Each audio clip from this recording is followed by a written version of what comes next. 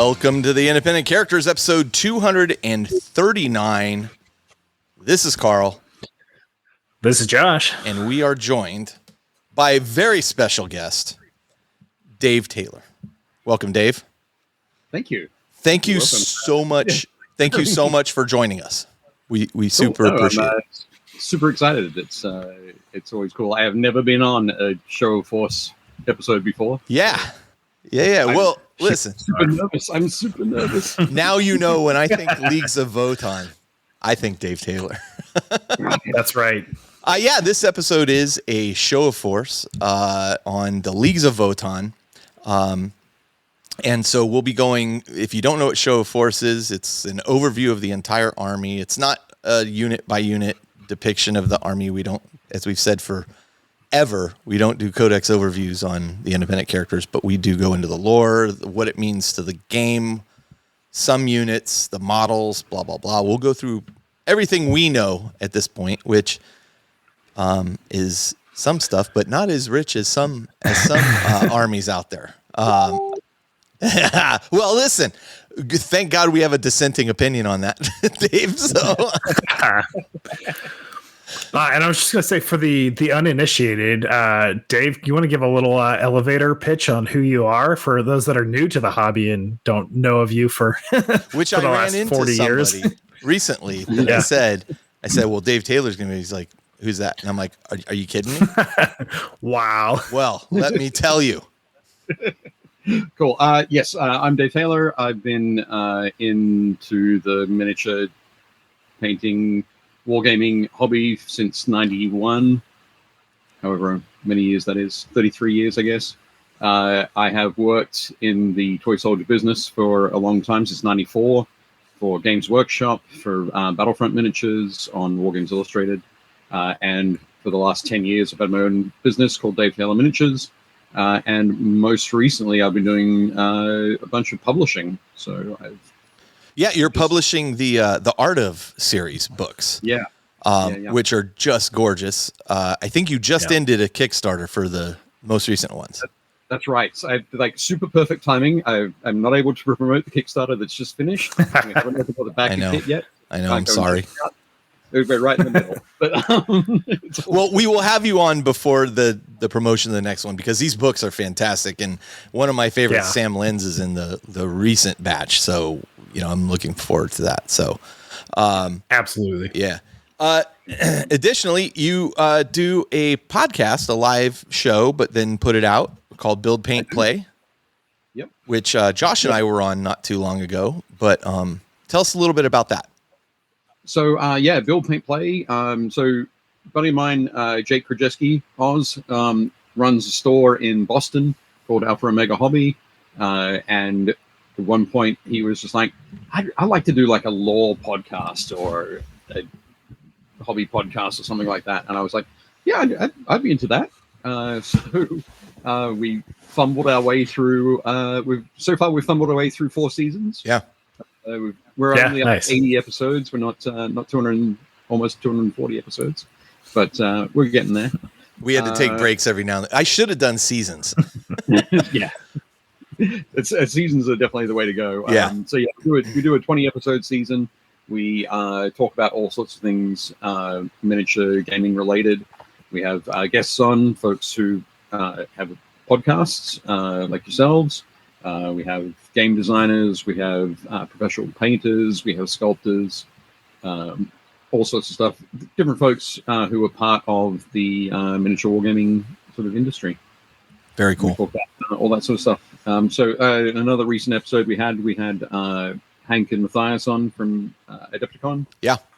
So we could chat with them after my visit to Milwaukee with them. Yeah. To check the new venue. Boy, that got me more excited than ever. I mean, we had already talked to Hank and Matt anyway, but that got me even more excited about this upcoming Adepticon. So I know the hotel block's open later this month. I've already got it in my calendar, setting an alarm in my phone. I've got the whole 9 yards.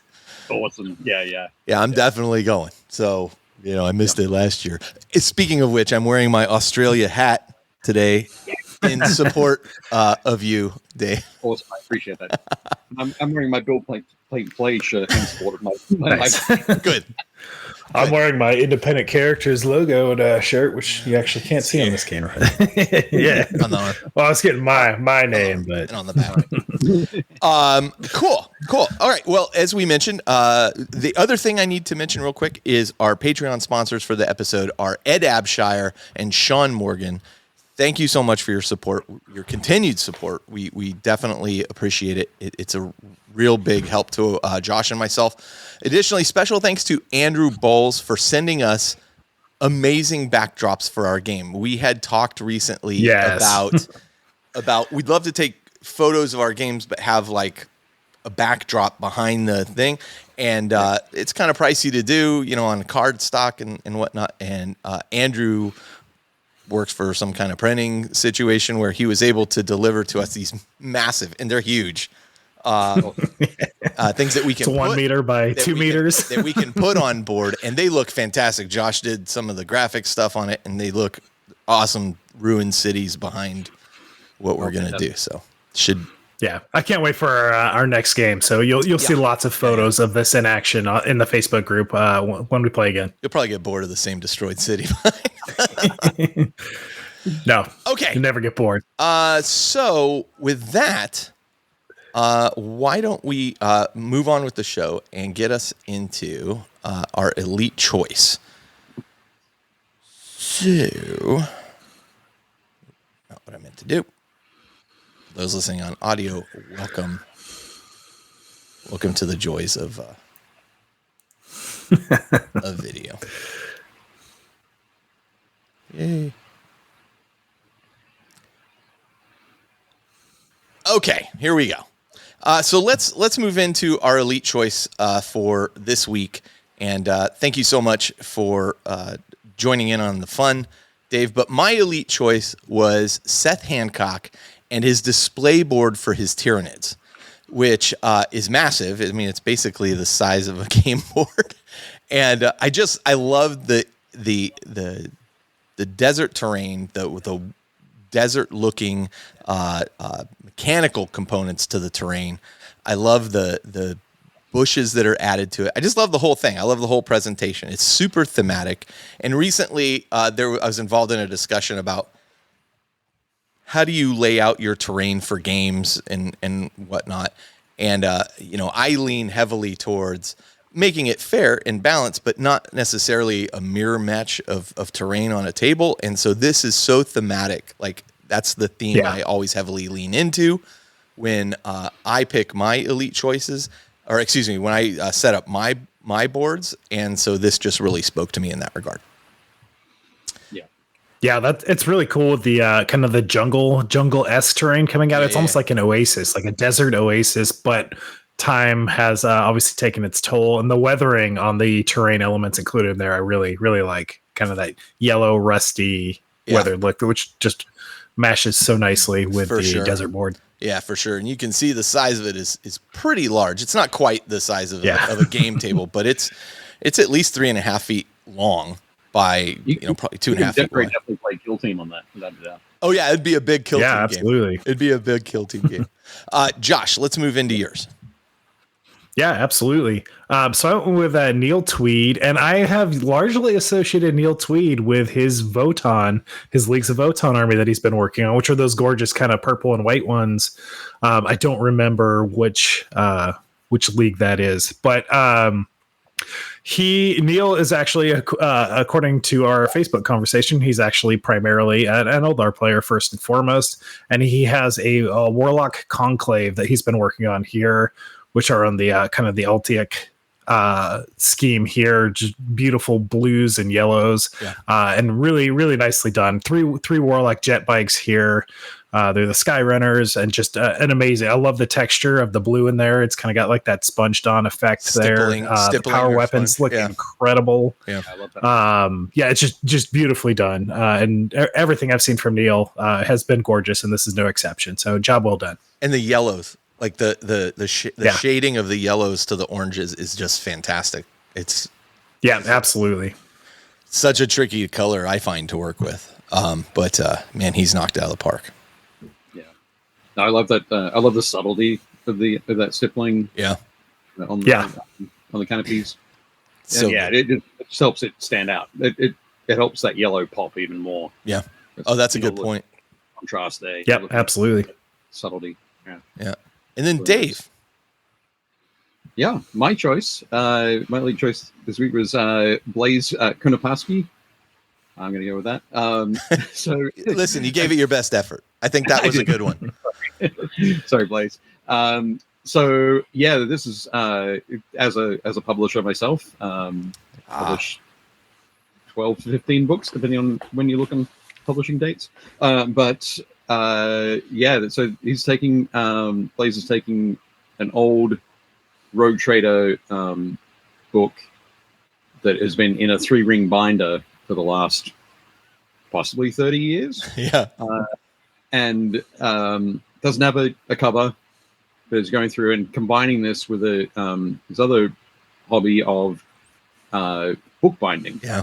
Yeah. So I'm thinking the book binding is a new hobby, relatively new, but to be able to take this book now and put it back into a perfect bound sort of situation and create their own cover for it is going to be just a super cool project. Yeah, yeah, and give you such connection to the origins of 40K.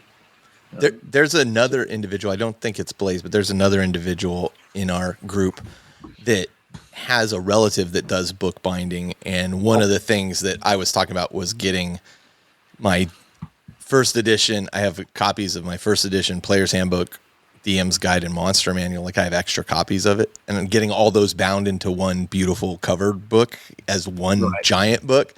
And he's kind of offered, and I'm like, I can't really spend money on this at the moment. I'd love to do it, but sometime in the future. But man, but I think I've found more and more like YouTube videos about book binding and stuff, and I find it fascinating how much effort goes into it. So this is really cool. Yeah, it is super impressive. I a couple of a month or so ago, you had the like 40K rarities. Yeah. So I might have to talk to you about coming on for another one in the future. But, yeah. that you absolutely. But all of those, the limited edition books, I've got all the Primarch books and that kind of thing. I didn't go for the Siege of Terror books, so I knew that they would be crazy. But smart man. Yeah, all of the binding on those and the covers and the special work that's put into that is great. And the idea that you could do that yourself, to create a unique volume. Oh man, amazing. Yeah, if you had the tenacity to go through and take the non-special editions, you could turn them into even more special editions, right? Extra special. And you wouldn't have had to worry about the collecting thing that I God, never again. Never again. And it would be one of one instead of whatever, one of 1,000. So that's right. That's right. One of 2,500. That's right. So, yeah. So let's leap right from that into our hobby progress. And Dave, we're going to start with you since you're our honored guest. So walk us through what you've been working on, man. Okay, so I paint a lot, and I've been working on a lot of different things. I like to have like 5 or 6 projects on the go at once, so I can switch between them as needed. So yeah, these ones. This is a unit of Inquisitorial Henchmen. So I've been working on an Imperial Agents force. So this one's got a bunch of models from the Inquisitorial Henchman Kill Team box set. Gorgeous. There's the Imperial Guard veteran. There's the guy at the front with the plasma pistol and the book. Yep. There's that auto savant with the 2 quills. The super scribe guy. I always love that guy. He's awesome. From the art. Yeah. It's really cool to see that model brought to life because the art is so, I don't know, it's just, that one's stuck with me for the last 30 years. So seeing it come to life is awesome. Yeah, definitely awesome. But one of the things with the Inquisitorial Henchman thing is essentially they're all the same. It doesn't matter what the models are equipped with, really. Yeah.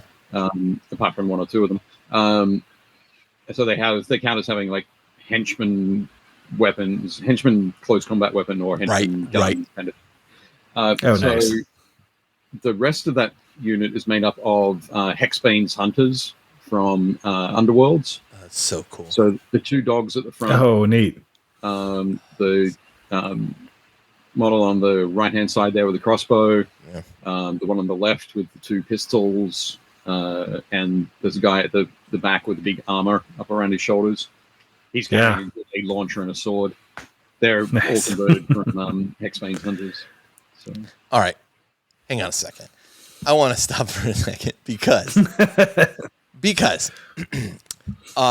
earlier you said you paint a lot.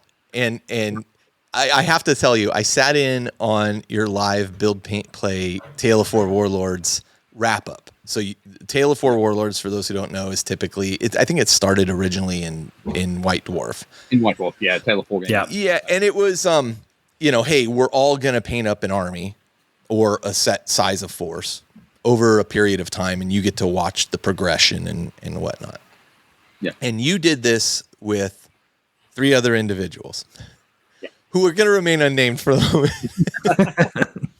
Because it was so funny as I watched this. I think I was talking to Josh about this as I watched, and everybody was like, "Okay, well, here's what I got," and this isn't done yet, and this is the finale, and and I'm going here and I'm doing this, and meanwhile, and then it comes to Dave, and Dave's like, "Here's what I've done." And it just keeps going. Like, here's what I've done. And then, it was 2,000 points, but here's my 3,500 points of, I'm just like. The stretch goals of Tale of Four Warlord. Gorgeously painted. And I'm just this is nuts. So to say that you paint a lot is yes. And you paint a lot. You're prolific. Yeah. And it's gorgeous. It's all gorgeous. So it's what I do to center myself, really. Yeah. I'm sitting here painting, it's just like the hours can fly by. I could see that. So anyway. So yeah, I've got those models just finished off. All right. Well, let's go back to your stupid inquisitorial warband that looks amazing.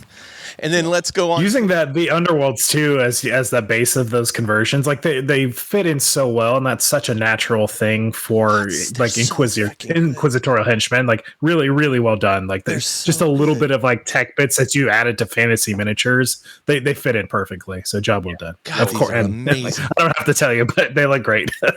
Thank you. Incredible. There's warbands that I'm going to mess around with and convert into. Bring into this army. These models here are the Navy breaches. One or two other Necromunda. Oh, I think there's a Necromunda model in there as well. Yeah.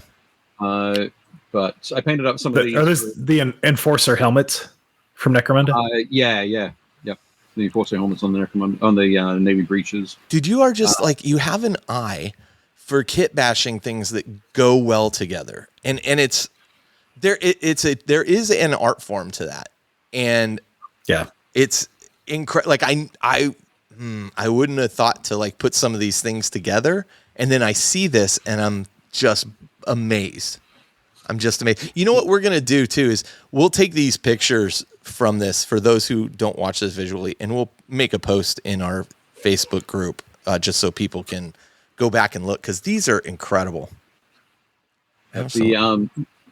Having a uniform color scheme or a connecting color scheme, like a thread that runs through a group, draws it all together. And basing is some of the key things there. Yeah.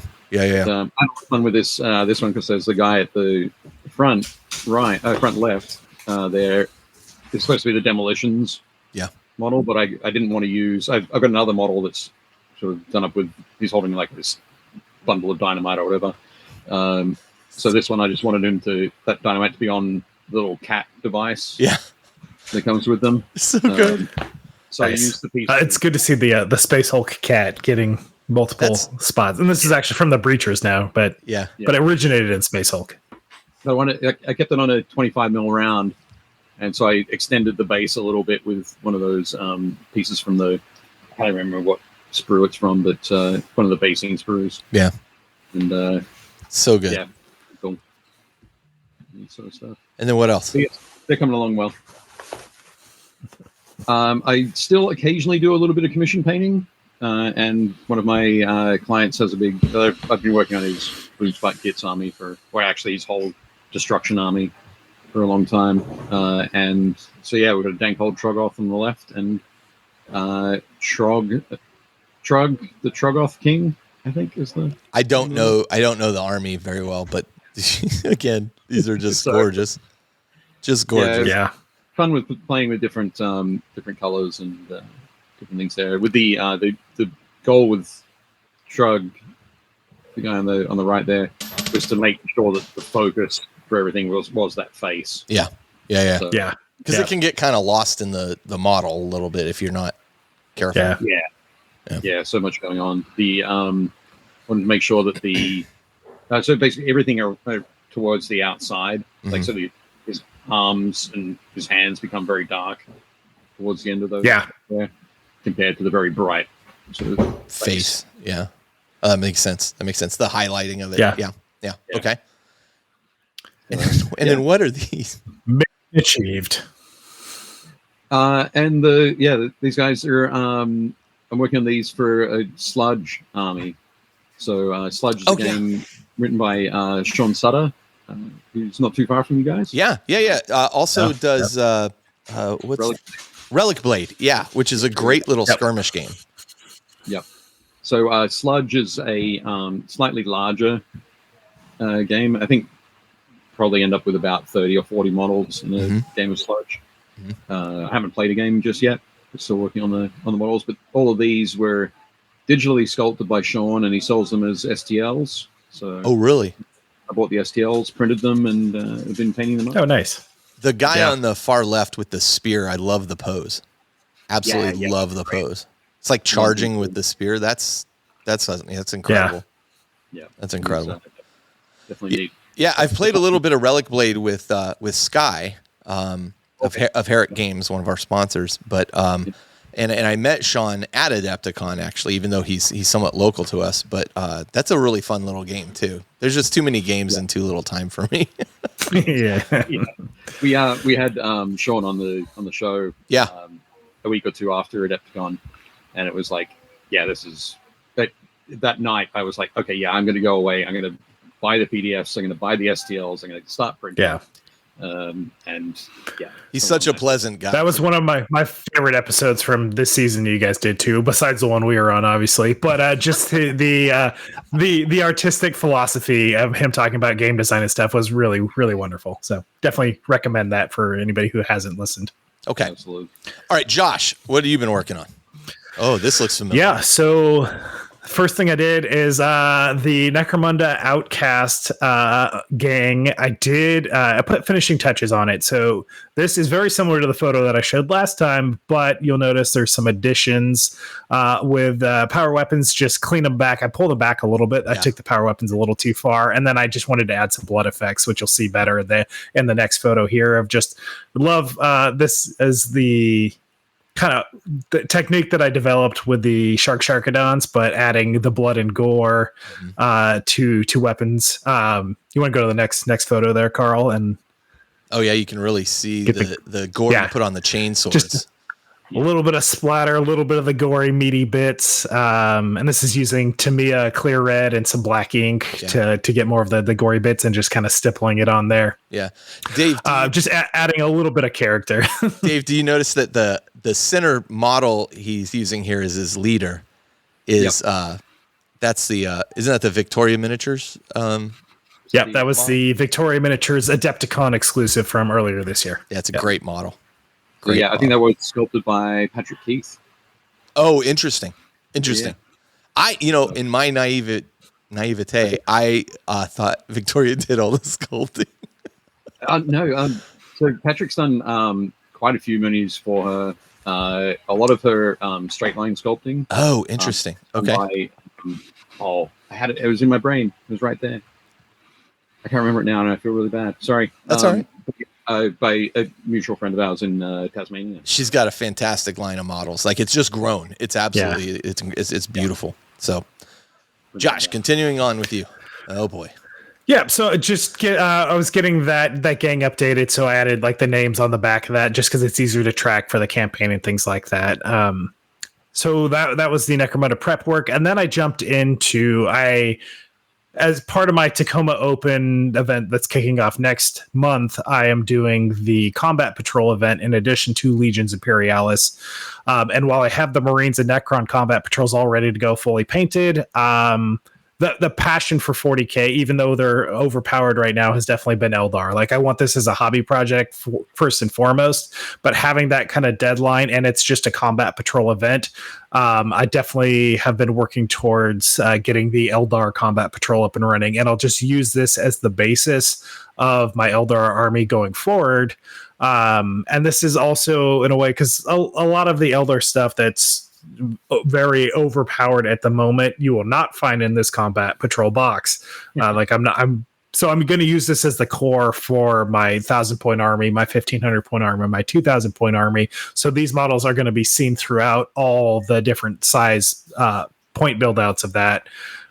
So for me, it's just a good way to jumpstart the hobby of the army with that kind of deadline as inspiration. But also, sure, I think it'll be a fun Combat Patrol event. So looking forward to that. Listen, I think. Go ahead, Dave. I was going to say, what are you doing again? So this is a custom craft world, which was it is mentioned in the lore throughout some of the older codexes. I think first mentioned in 6th edition, but this is the one that Colin Ward largely inspired the paint job from, which is Xianxia, which is going to be kind of a bone and orange color with a little like bone primary, orange secondary, and then black as tertiary, kind of for the colorings of that. And then some really cool. I got as we'll get into.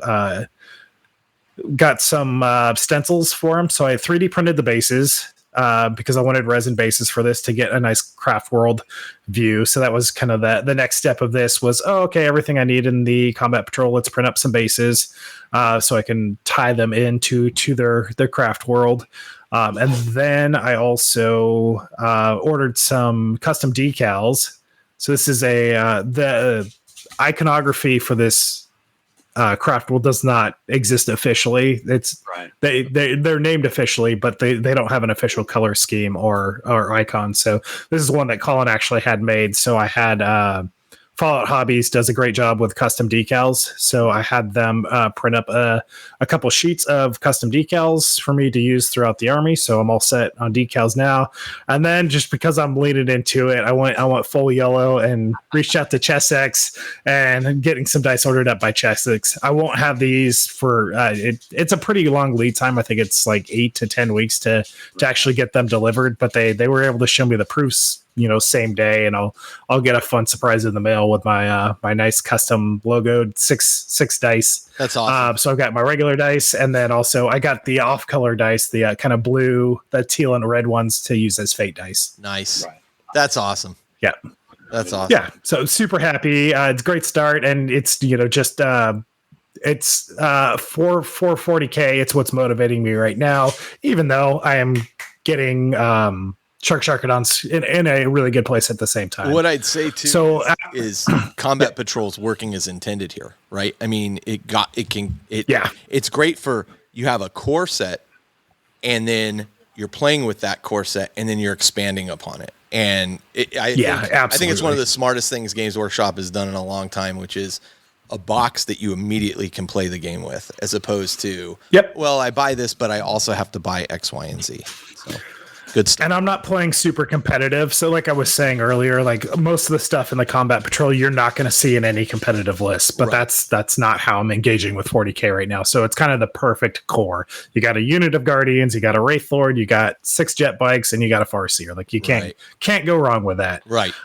So yeah, listen, as I'm ramping up for that, yeah. And in Combat Patrol, I think they're going to be really good because the boards are so small. Yep. So I think it still will be a good Combat Patrol, but they're going to be fun in all the sizes. So while I'm ramping up for the Eldar, at the same time, I'm getting very close to having my 1,500 point and 2,000 point fully Primaris Sharkadon list going. So in a push to get them there, I got 5. The last 5 just intercessors, just Primaris intercessors that I needed. These are just going to be the objective holding guys in the back with a grenade launcher and move around, grab an objective, and then cover some backfield stuff like that. And the other thing I'm working on right now, still a work in progress, is the Impulsor, which is the kind of the Primaris Impala, which will be largely a transport either for those intercessors. The Primaris Impala. That's what it is. That's a terrible description. You can't see it as much from this angle. Sorry, what's that, David? I was going to say just quickly on the previous photo, are those Mark V and Mark VI helmets you've got on them there? Yeah, so you'll notice on the right shoulder pads, for the most part, model right, I did the kind of bonding stud Mark V stuff. So Sharkadons are the Carcharodons, or the proper name for it, and their lore is that they're fleet based, like they are outer dark, so they are not getting re-equipped frequently at all. So they're really kind of ragtag. So all my, before Primaris was a thing, all my models were Mark III, Mark V, and just kind of a ragtag of armor types, because they're just making do with what they have. So I wanted to carry that forward going into the Primaris stuff. So I've got, the bonding stud shoulder pads, Mark V, Mark VI, for most of my helmets. And you'll just, so the one guy has one of the new modern helmets, and everybody else has the other Mark V, Mark VI are his helmet list there. So it's a very, very easy kit bash, but I do still want to carry that theme forward with this army, and it's been a lot of fun bringing that. So I'll give a lot of guys chain axes and things like that, which don't have any difference in the rules for Space Marines. Chaos cares, but Space Marines don't. So yeah, it's been a lot of fun carrying that theme throughout from the old stuff to the new, and looks very cohesive for everything that I have together. Yeah, no, I think it looks great, particularly the where you're painting that bone on the helmet. Yeah, it's a different shape for those, and so obviously the Mark VI is much larger. It's right there for the Mark V. So yeah, no, I think it's a great idea. It looks fantastic. Yeah, and it's in the I can't remember which Imperial armor it was that had the Necrons and the Minotaurs. Fall of Orpheus. Fall of Orpheus. Yeah, the Sharkadons or Carcharodons feature heavily. And now you got me saying Sharkadons all the time. Feature heavily there. And Alan Bly did a really great job of like writing them as like, even their ships, kind of take on this shark like they're looming in the deep, and then they come out. There's a shark theme carried through the whole thing that works really, really well. Yeah. Their dreadnoughts are submerged underwater while they're dormant. It's kind of very, very shark themed. Yeah. And then while I was at it painting those intercessors, I got the grays done on my Assault intercessors with jump packs. So just while I had the airbrush out there, I was like, might as well get these going. So I've got my 10 Assault intercessors with jump packs. Again, you'll see the bonding stud shoulder pads, some Mark V, some Mark VI helmets mixed in, just again carrying that theme throughout stuff. And then I also added the captain with jump pack in there as well. And these will be part of the future expansion. So as soon as I finish the Impulsor, I'll have 1,500 points painted, a 1,500 point list ready to go. And after that, from 1,500 points to 2,000 points, it's only 2 models I need to paint in order to get that army up to 2,000. And rebasing a couple Terminators, which I already did the bases while I was working on those intercessor bases. So yeah, Sharks are in a great spot, and as soon as I'm wrapping them up, I'll be very quickly ramping up for the Eldar Combat Patrol with Tacoma about a month and a half away. So got a little bit of time, but it's not a ton of models. I can't wait to start battling it out with you on this, because I've been playing a lot of 40K lately, and I'm really enjoying it. So, and that honestly, that's been a big motivation for me, because we are. I don't know, like Eldar are more exciting for me for the hobby side of things, but because I think the Sharks are going to play so well against your Black Legion, like I think those are going to be really fun games. I agree. That's actually been a huge motivation for me to just get that army across the finish line. I agree. So we did, as we'll talk in a little bit, begin your Necromunda campaign. And so we'll talk a little bit about that. We got in some games. My games went so well that I had earned enough points and money to come back and buy a this guy here, the Ambot. The Ambot. Yeah. So I, after our second day, I raced home and immediately started painting him up because I was like, I'm gonna get this guy in my next games. Added a bit of rust to him. I did some stippling on the hazard striping that I did to make it look a little worn. It's kind of the first time I've experimented with some of these things. And overall, I thought he came out really, really well. I used a lot of Army Painter airbrushes for this. Contrast paints for this that I ran through my airbrushes filters. Nice. Yeah. And so, it came out. I'm super happy with the way he came out. He looks dirty and messy and like an Ambot should. So super excited about that. Looks great. I love the weathering that you have on the base there too. Yeah, I kind of feel like a little bit of rust effect. I could have gone further, but I kind of chickened out. I'm such a chicken when it comes to weathering. So, I'm getting there though. This guy, I did add quite a bit of rust to the bottom and to like his hands and chain blades and stuff. So I'll get there. It is possible to go too far. I'm aware. Yes. Yeah.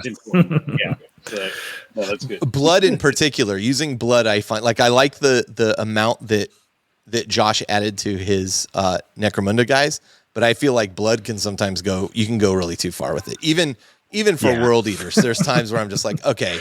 And then, So anyway, did this. In the back, you can see some of the other work that I was doing for my wife. Because when your wife says, hey, I want to play 40K with you, you say, okay, what do I need to do to make that happen? And what I need to do to make that happen is help her paint this. And I think earlier I had said she wants Night Lords and she has them. She wanted them purple instead of blue because purple's her thing. And so, okay, here we go. And I've talked about this on the show. Caleb came out and gave us some tutorials on that, and I've been following that and moving forward. And originally I said, well, Shell's going to have to paint this army because I'm painting all this, but when your wife really wants to play and you're not working, you start helping her paint. So first thing I did was knock out a Demon Prince for her, which I just got the interest in painting it, and I tried a couple different things on this guy.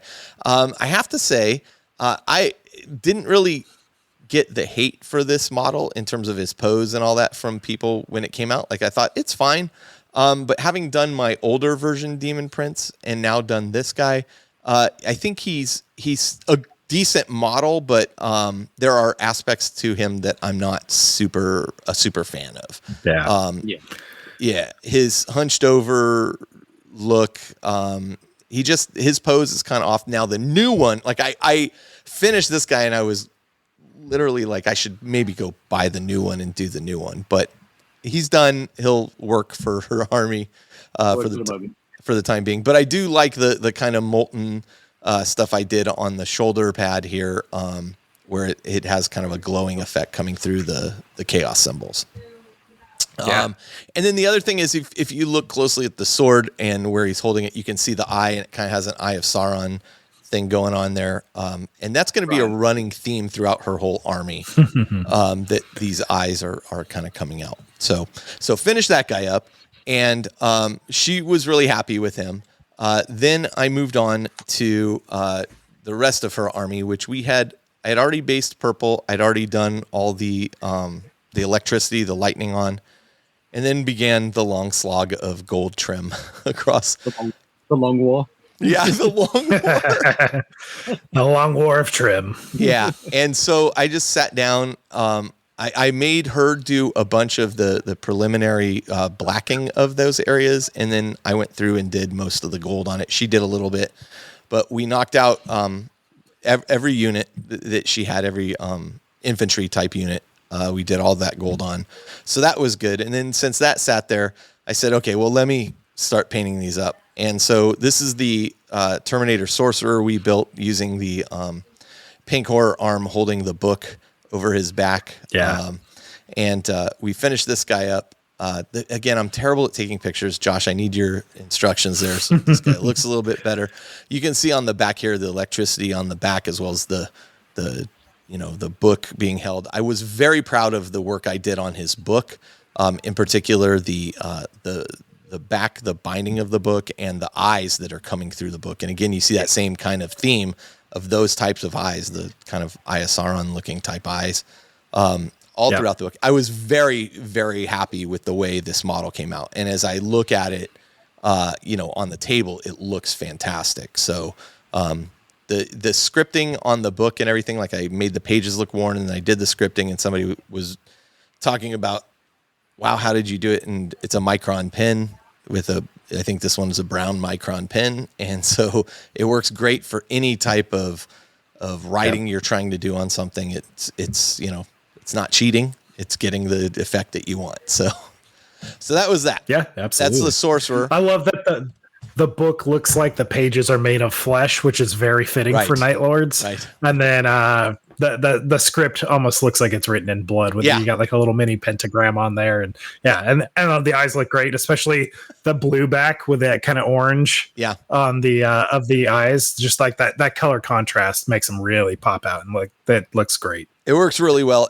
It's funny. I tried to do a Zeech symbol on the left page there, but every time I look at it now, it looks like a duck to me. So, but it is what it is. It's done.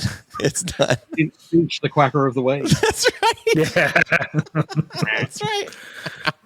But I'm very happy with this model. He came out great. So then I moved on to the 5-man Terminator squad and worked that whole thing. Again, a lot of this is using the Army Painter, paints through the speed paints through filters, and the gold I use, I think the AK Necro Gold, scale color, scale color Necro Gold. It's so good. It's so good for covering like in one go. So super happy with the way these came out, and you can't really tell in this picture because I'm a terrible photographer again, but the eyes on all the models have come out fantastic. I got a tutorial on how to do eyes from Caleb, and they look great. So then the lightning effect looks fantastic across them too. Yeah.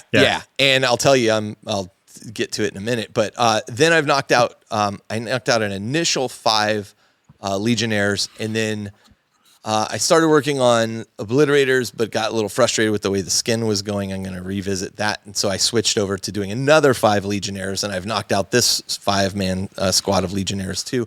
Again, you can see at the center, the aspiring champion here we use in the center.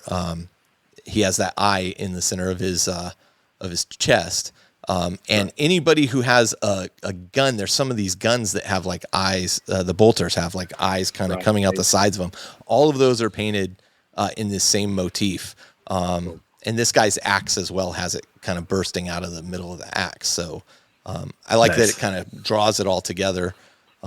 Looks really good. And this, again, it's the rug that ties the room together. Yeah. And I couldn't be happier with the way the army's coming out, and Shell's thrilled with it. So, there you go. Yeah, it's looking great. Yeah. And then because I saw an article about how great Vindicators were, and I had a Vindicator that was already kind of painted up black and just had the grays on it, I finished this off, painting some, doing the headlights, doing edging, blah, blah, blah, adding some decals. So now I've got a Chaos Black Legion Vindicator for my army whenever I choose to use that. Its weapon profile is insane, by the way. It's crazy good. Is it? Yeah. Crazy good blast. And then so that was that. And then I moved on, and we received our Land Raider for Shell's army. I got it in at the local Games Workshop store, which I'm a little like, Games Workshop customer service used to be so good, and I'm running into a few issues with them regularly now, but it sat there, the order sat there for over a week in just processing, and I emailed them and I said, hey, what's going on? And I didn't receive a response after a couple of days, so I emailed them again, still didn't receive a response. Then all of a sudden I just saw that it had changed to whatever, not the processing, but not delivered, but whatever term they use, and it wasn't very descriptive. And so finally I called the Games Workshop and I go, hey, do you have a Land Raider sitting there for me? And they're like, yeah, it's been here for a couple days. I'm like, and then after I had the Land Raider and had it assembled, I get an email back from Games Workshop that says, oh, by the way, we've seen that it's been delivered. I'm like, yeah, got that figured out myself. So I assembled the Land Raider, and then Shell chaosified it, adding various sprue components to it. She's super excited about this. We also got 2 Forge Fiends delivered, and Shell assembled all those on her own. And so I have now not only primed them, but I've also given them their first coats of purples, so they are ready for detail work. And I have this, they're gonna have lightning all over them in that same motif that I've done on the miniatures, so they're just gonna look fantastic when they're done. Nice. So looking at the Land Raider here, it looks like your front doors, you left the option for those to open. Are you going to be painting the inside of it?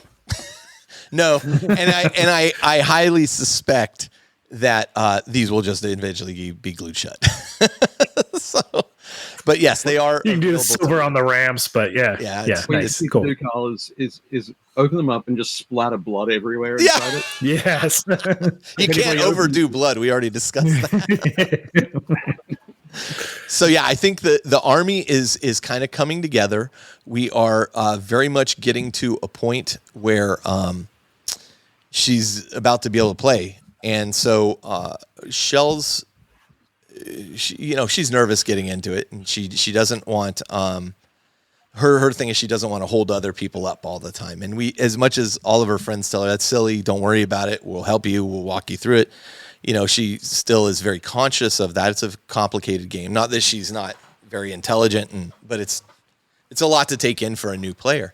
And so, we're going to probably play some team games together, with my Black Legion and her Night Lords, as well as games against each other, so she can just get a feel for it. And I think she'll absolutely love it. And the Chaos Codex is in such a great place right now. It's so good, and it's just like there's so many ways to play it, and just thematically, I think it's probably the strongest Chaos Codex since the 3.5 one. And not in terms of physical strength on the table, although I don't think it's hurting too bad there. I just mean in terms of just the variety and the thematic elements and what you can do with it is just fantastic. Fantastic from a narrative standpoint. Awesome. Yeah. Couldn't be more exciting. That's so good to hear. Yeah. So that was me in terms of hobby progress. Now, did we want to move on to games played, Josh? Should we just knock it all out right now? All right. Well, here we go then. Buckle up, Josh. We've done a lot recently. Dave, thank God you said, "Oh, I'm sorry I didn't play any games lately." And we're like, you know what? Thank you. Perfect. Otherwise, this would have been a 4-hour episode. Yeah, we will try to speed through this. I'm just going to hit the tops of the waves of my games. But Josh, take it away. What did you do first? Relax a little bit. Yeah, so we kicked off the Necromunda Outlands campaign. This is a campaign that I'm running. We kicked it off with summer, just in time for a lot of our teacher friends. We have got 3 teacher friends in our close group here that are all super busy during the school year, but love to play games. Like Brian, Matt, and Jody, 3 of the guys that I play more games with than anybody, but they're all teachers. So teacher summer is a good time to celebrate some mini games and kicking this off. So we launched the campaign. We had 8 people showed up for campaign day of the I think 11 or 12 we have in the campaign total. Yeah, and this is at Sky's new store. Yeah, so this is at the new location of Herrick Games, and you see tons of game space, lots of play space. He had a bunch of product on other tables, which is why we spread it out a little bit. We could have been more consolidated, but it's always good to have some room there. So we got Zone Mortalis tables, we've got kind of Sector Mechanicus tables, got my 3D printed junk board, and it was really, really fun to kick this off. And we'll go into more of the details about the campaign and Necromunda campaign in general in our upcoming Patreon episode. So I won't go into a ton of depth about the campaign or the games, but we'll keep it high level here right now. All right. So my first game was against Cliff, and Cliff was playing Ash Waste Nomads, and this was his first game of Necromunda, period. Which on one hand is an unfair pairing for me to play against him, but I was also very much like teaching him the game. He'd read the rules, and so I was walking him through them and talking, like pointing out tactical things, and do you want to do this here, do you want to do this there, and just very much walking him through this first game. And by the second game, I think he was in a great place. So the highlight for me for this game was We were fighting over this gunk tank in the middle, which we used a pretty small gunk tank. We're trying to collect tokens, and tokens get you resources that help you build out your settlement, but also get you paid. So I threw this smoke grenade, as you can see on the bottom left there, which blocked off shooting from that. There's kind of this 4-way corridor. So I was coming down the middle, the bottom middle. The left was blocked out by the smoke grenade, which refused to go away. It lasted 3 turns. The smoke grenade just refused to go away. So his flanking guys couldn't get any shots on me. And my gang's a little bit more melee oriented. And then I threw this wall of fire in the dead center version, which he had a couple guys in there. None of them caught on fire, really got wounded, but it ended up creating this choke point where he didn't want to go in there because he'd have to walk through a wall of fire, which in fire in Necromunda, you catch on fire and you run around like an idiot and run into walls and fall down. And it's really fun, but it's ridiculous. So I had two of the 3 entry points that he had potential access to, kind of blocked off by these templates. And most of my gang was just walking up the middle. It's like, if this doesn't work, I'm going to just get shot, because the nomads are a very shooty based gang. And then he had a couple guys on the right flank from where I was, that he was able to take out a few of my gangers. But he was mostly, I was able to force his movement a bit, which made I actually ended up having a pretty good payday for collecting some gunk tokens. And his gang ended up bottling out, so he ran away and stayed safe. One guy did have a permanent death, where he just unlucky on the roll. He didn't have any credits, so it was a critical injury. He didn't have credits in order to pay for the rogue doc. So one guy did end up dying, which was unfortunate for the first game of the campaign. But a super fun game. Cliff's a great guy, and really excited that he was excited for his first game of Necromunda. He's definitely into it. So.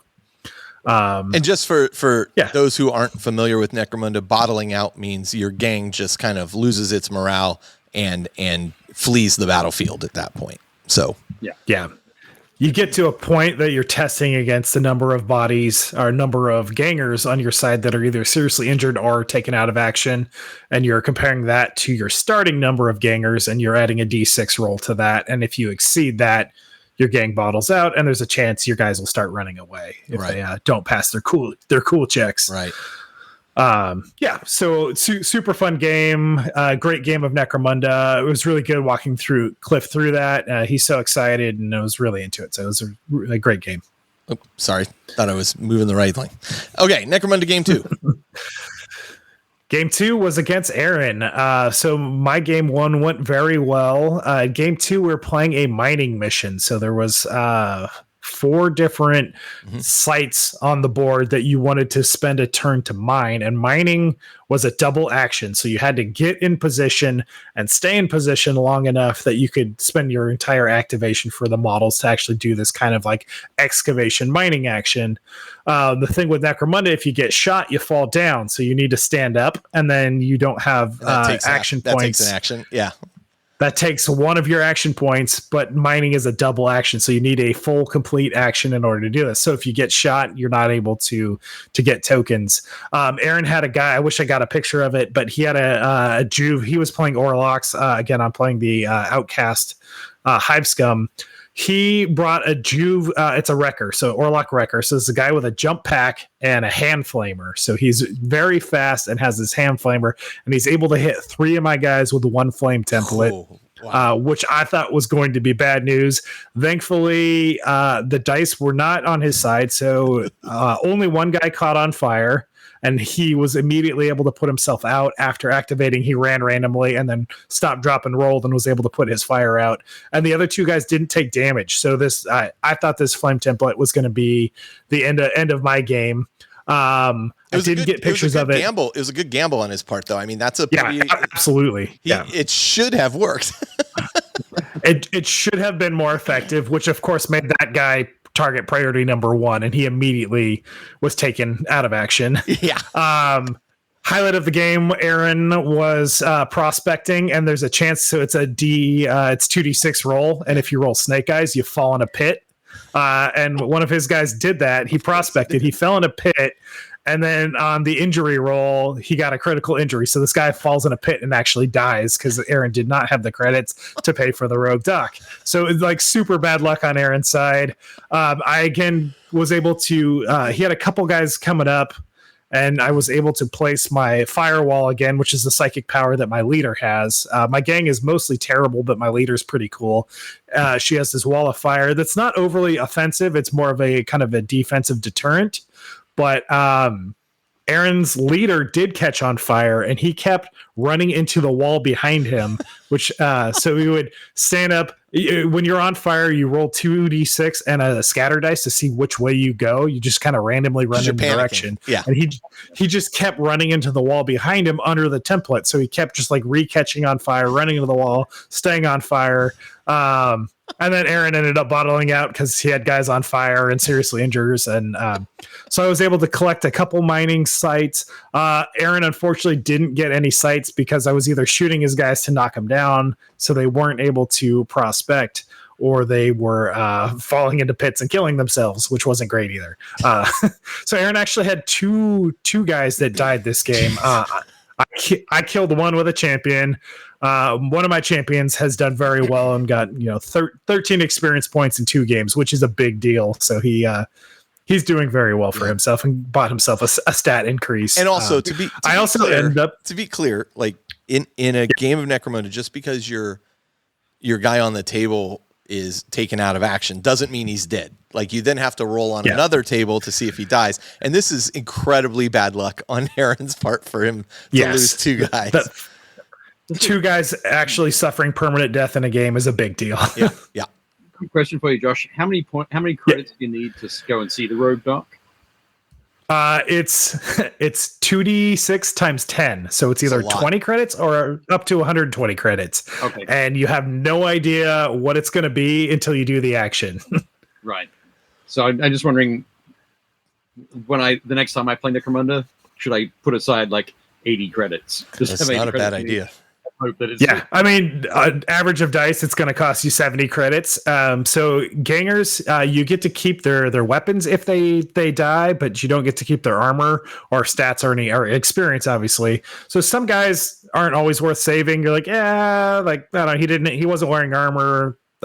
Somebody new, I can recruit somebody new to take his place for less credits than it would cost to heal this guy. So there's a little kind of risk reward weighing there. Yeah. But my 2 games went very well, and I was able to also add an ambot to my gang. I already have 2 painted, so I didn't have to paint one. But game 3 of this will hopefully feature my ambot. Dave, you're making me think I shouldn't have spent all my money on an ambot, and I might have wanted to save some money.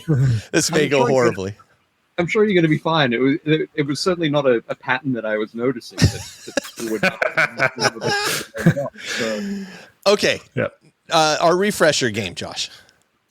Yeah. So before kicking off the campaign, you and I had talked, and it had been maybe a year or 2 even, since you had played a game of Necromunda. 2 years. And I had played a game last year against Campbell when I went up to Bend and played a game with Campbell at his house. But you and I got together and played a game, and this was just kind of refresh his little custom scenario threw together where we're grabbing loot crates and trying to bring them back to our edge of the board. And this was mostly just to reacquaint you and also myself because I was going to be the first game of the campaign. I probably answered 25, 30 questions easily that people just had about how Necromunda stuff works. And the second game I probably answered 4. So like that refresh game for Necromunda makes a big deal because there is so much more going on with how interactions work, with the order of operations, things like that. So you and I played a super fun game there. Your Goliath coming out, lots of smoke grenades. The highlight of this game on my side was definitely that one fight started with charging through the smoke grenade here. This is my champion who ended up getting all the experience in the campaign, but he charged this guy, failed to kill him, and then this ended up just being the biggest pillow fight. I think we had 6 fighters in total in this one fight. Nobody was doing anything. I mean, some wounds and flesh wounds here, but nobody was dying. Nobody's taking out of action. It was just this ineffective pillow fight with 6 gangers and a crocodile, Duchess, my sump croc. Yeah, that was kind of the highlight. Now here, here's the other thing I would add. Like this game went so badly for me in terms of dice rolls. Yeah.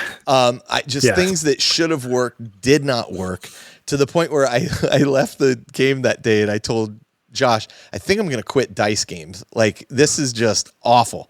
And so the reason we did this in this order and talked about this game before the campaign is so that we could both kind of talk about this. Like I had while playing Josh is always fun. Like I had a miserable experience getting my guys to do anything I needed them to do.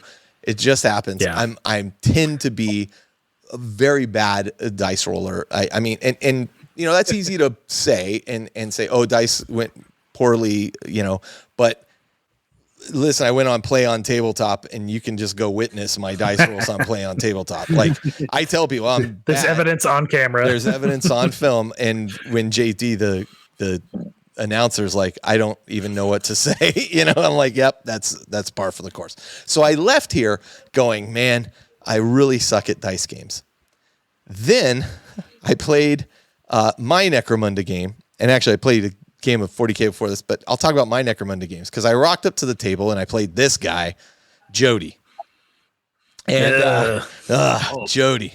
And I tell Jody right up front, I'm like, man, I'm just awful at this. So I told him about wanting to quit dice games because I played Josh, and this is what happened. And this is the gunk reservoir that Josh was alluding to earlier mission, where you have to run up and draw gunk from this thing and then take it off the table. And so Jody and I start playing, and I maneuver my Goliath gang into position, who are not really great shooters. They tend to be better in close combat, but I do have some shooting capability. And I'm like, okay, I'm going to try to get up to the gunk tank, but my guys are a lot slower than Jody's. And Jody has these jump pack guys, the same guys that Aaron had. The wreckers. And so he's able to jump up to the gunk tank real fast. So I decide, well, I'm going to shoot at the guy trying to pump gunk from the gunk tank. Well, as it turns out, when you miss somebody in Necromunda and there's something nearby them, there's a chance you'll hit the nearby thing. And so I shoot at his guy. I hit the gunk tank instead of Jody's guy pumping the gunk, and it blinds Jody's guy, which in Necromunda being blinded means basically you have no actions the next round. I decide this is excellent, and it actually turns the pace of the battle to the point where I'm up there pumping gunk and loading it onto my sump croc, because I'm gonna have my sump croc run off with the gunk with my guy, and I'm thinking this will be great. But Jody ends up bottling out as I'm just wrecking him, and my dice are like on fire. And Jody's like, "Oh, sure. So you're terrible at dice games. You're gonna quit dice games." I'm like, "Not after this. This is amazing. I'm back, baby. Back in the game. I'm back." So things went very well for my gang this game, and I was able to loot just because he bottled out. I was able to get additional gunk, which turns into credits.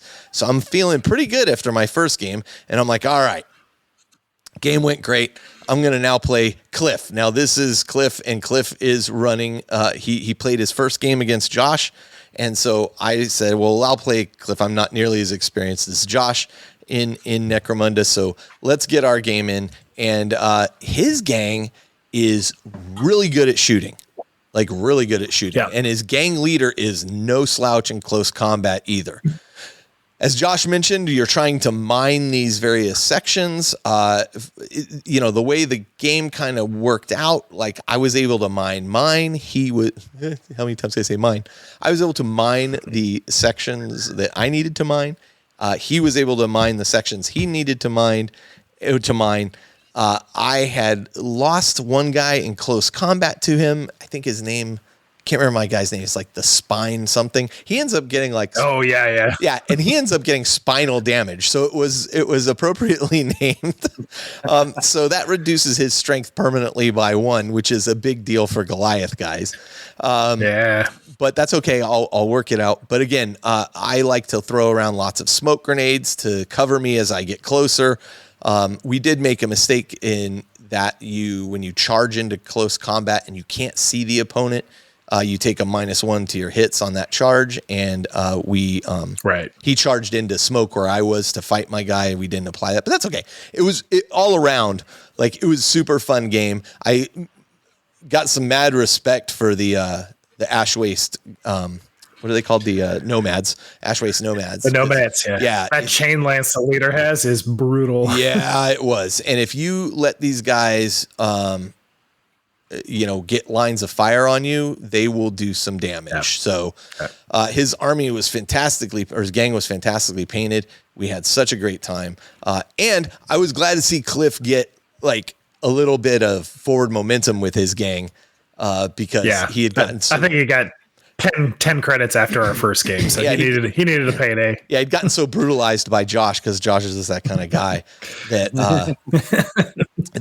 fortunately he had a great game against me.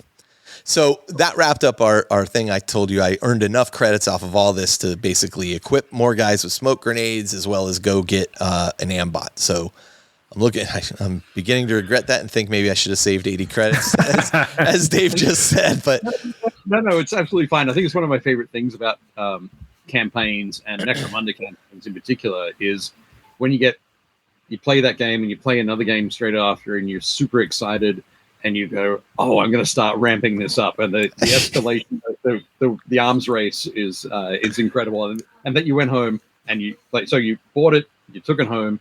You assembled it, painted it up straight away. Just speaks to how excited you're about. It also speaks to how quickly that model's going to die on the table, by the way. Oh, sure. Yeah. Oh, no. They're pretty durable. Yeah. So anyway, then I went, as I've been doing, I went down to the Guild House and joined the guys from Faultline Gaming, Faultline 40K, to play a game against this guy, Bryce, who you have seen him post his Tyranids on our Facebook group over and over again. And let me tell you, the pictures don't do them justice, because in person, he is clearly in love with painting this army, and it is just gorgeous and a lot of fun to see on the table. So again, now remember, this is actually before my Necromunda game against Jody. So I'm coming into this straight off of the day before getting stomped by Josh because I just can't roll very well. And I say, I have the game. I'm thinking of quitting dice games. I think that's my new mantra, because my dice are on fire this game, just on fire. We set up the game. My secondary objective is get into his deployment zone and get on his objective to get the secondary objective. So I decide, he's setting up his Tyranids. I put my Land Raider right out front, and I'm like, I'm just going to charge in there with my Land Raider and my Terminators. I'm going to get to his objective. Then he plops down 6 Zoanthropes. For those who don't know, Zoanthropes are very good anti-vehicle, basically las cannon shooting mind blasters. Right.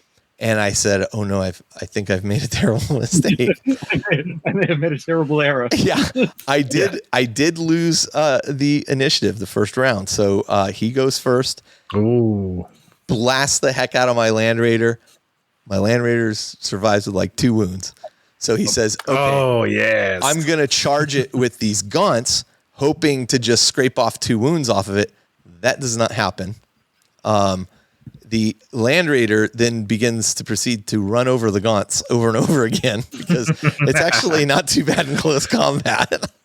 So he's backing up and driving forward over the gaunts, and the Terminators are kind of stuck in it for the moment. But my first round, I spend my command point. I heal my Land Raider up 3 points, but I concentrate immediately on those Zoanthropes with my here you can see the gaunts attacking the Land Raider, but I concentrate on the Zoanthropes over there with my Havocs that are up like in just a perfect position to have kind of dominance of the board. I mean, any lane that opens up, like, they can just lay down so much fire.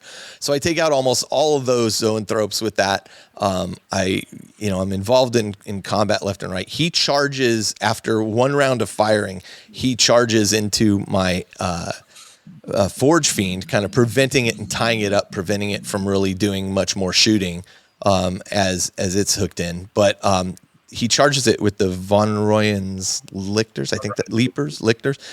Yeah, and these things have fight first. So, counterattacking them with my Demon Prince really makes me a little hesitant to jump in there with them. I just decide, you know what? I'm just going to let him scrape the paint off this Forge Fiend for a long time. Meanwhile, my Demon Prince leaps forward, starts slaughtering things. And it was funny because, Bryce is trying to be helpful, and I'm like, I think I've made this terrible mistake putting the Land Raider here. And Bryce goes, yeah, you really need a screening unit. Now, I had forgotten to bring with me my Beastmen. Oh no! Yeah, and they were actually part of my list. So Bryce had removed one cheap unit from his thing, so we were kind of in parity there. But he's like, "You really need a screening unit." And I go, "I think I'm okay." I go, "You mean like Beastmen?" and I go, "But I go, I think I'm okay." Round 2 rolls around, and between all the firing I have and the combat capability of the Demon Prince and such, I am able to pretty much wreck everything off the table Bryce has. So by round 3, I've destroyed his Screamer Killer. I've destroyed all of the Zoanthropes. I've destroyed a bunch of stuff. I've gotten my Terminators into close combat with his Hive Tyrant. Things are going very well for the Black Legion. We end up calling it in round 3, and that was that. He did have a really cool power, the Shadows of the Warp, and he has this one power that allows him to force leadership tests across the board. Every unit on the board has to make a leadership test, and this was actually integral at one point, as it caused a unit that was holding battle shock. Yeah, it caused a unit that was holding an objective to no longer be able to hold the objective because they got battle shocked. And I thought that was pretty cool use of it. So it's once per game, thank God. But the Black Legion delivered, and it was a massive success for the force. So I left there going, maybe I won't quit, dice games. Recharge. Yeah, this then led into playing against Jody, and I said, I think my dice are on a roll all of a sudden. Like maybe I should run back to play on tabletop. But anyway. So we play that weekend of Necromunda games. Then the next week, I head back down to the guild house again, and I play John, and John is the new president of the Faultline 40K group there. The old president has stepped down after 4.5 years. It's supposed to be a 2-year gig, but because of COVID and everything, and he's done just such a fabulous job that they've now broken up his job into 4 other people. But John is the new president, and then Bryce is involved, and several other guys are involved in helping run the club and the events. It's been a lot of fun playing with these guys. John, the reason I play John is because John has Leagues of Votann.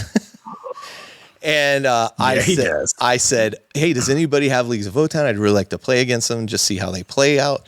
And so John brings a really great kind of diverse army there. I bring my standard 1,500 point Black Legion list, and we set up to play. Now, we'll talk about it later in the episode, but Leagues of Votann also gain additional combat points if they're able to wipe out units in the first turn or this kind of thing. So he concentrates right away on my Beastmen, who are within range of his bikes, and he pretty much wipes them off the table. Of course he did. It's the first time they've hit the table since they've been painted. So they're wiped out to a man. He gets 3 additional combat points. Okay, not a problem. The other thing that Leagues of Votann get are, they're not called grudges, but they're called, what are they called, Dave? Judgment tokens. Judgment tokens, which the second one you get. I'll say it here. I really think GW missed a trick. They should have called them grudgement tokens. Oh, yes. Perfectly, just your wonderful intersection of judgment and grudges. Yeah. Grudgement. Yep. The second, you can stack up to 2 of these on a unit, and you get some right at the beginning of the game. And so he stacks them on a couple things. He stacks them on my Land Raider. He puts 2 of them on the Land Raider, meaning he is going to do additional. It makes them easier to hit, and easier to wound at that point, which is smart. It's very smart. But I tell him, I go, this Forge Fiend over here is a really tough unit. I go, you might want to think about that one. He's like, I'm good. Okay. So as the game progresses, he wipes out the Beastman right away. I roll my Land Raider up to the middle of the table. I'm hoping to go a little further with it, but I end up not really moving it beyond where it sits because it has pretty good range with its las cannons at various things. He's shot at it. It's as Land Raiders do in this edition, man. Like my Land Raider has not been destroyed in a game up to this point, and he is shooting everything at it, trying to take it out, and it just keeps on trucking and firing back. My Havoc team is shooting things that it needs to shoot, and then my Forge Fiend gets into position, and he learns that Forge Fiends are really nasty. And so Forge Fiend starts wiping stuff out. I'm moving up, controlling the objectives I need to control before they disappear. The Terminators get out, assault things that they need to assault. But the great thing about the game is I'm learning a lot about how Votann works. Like some units that drop down have, if you shoot at them, they can immediately shoot back at you. This kind of thing where I don't want to draw kind of the fire that I may potentially draw. He drops down his heavy units that can destroy vehicles. They like deep strike in. They end up taking my Land Raider down to 1 point left on it. But it's still sitting there shooting. He is finally able to destroy the Land Raider. And this is the first time I've had the Land Raider destroyed in a game, but I was like, it did its job. Like it sat in the center of the table, drawing fire, shooting back, killing units, doing what it needed to do. The Terminators go in, mop up some units here. The Obliterators drop down, destroy a unit, but then get charged by the Chthonian Berserks. And man, Chthonian Berserks with these hammers do tons of damage. And they just wipe out my Obliterators so easily, it wasn't even funny. Wow. And because my Obliterators had destroyed a unit, they now had a judgment token against them. And so it made it even easier for him to just take those guys out. But in the end, I think we call the game around turn 4. The Black Legion has gotten so far ahead at this point that there's no real hope for the Votann guys. And one of the problems that John had, and we talked about it afterwards, and he realized it, was he had things in reserve. He had things that went back into reserve, but then he brought them out piecemeal over 2 turns. So I was just able to pick them off as they came out. And he said, I think I should have brought everything out at once. I was like, I wouldn't have known quite what to do if you'd had everything on the table at one time. So overall, though, John was a fantastic opponent. It was a fantastic game. We had a great time.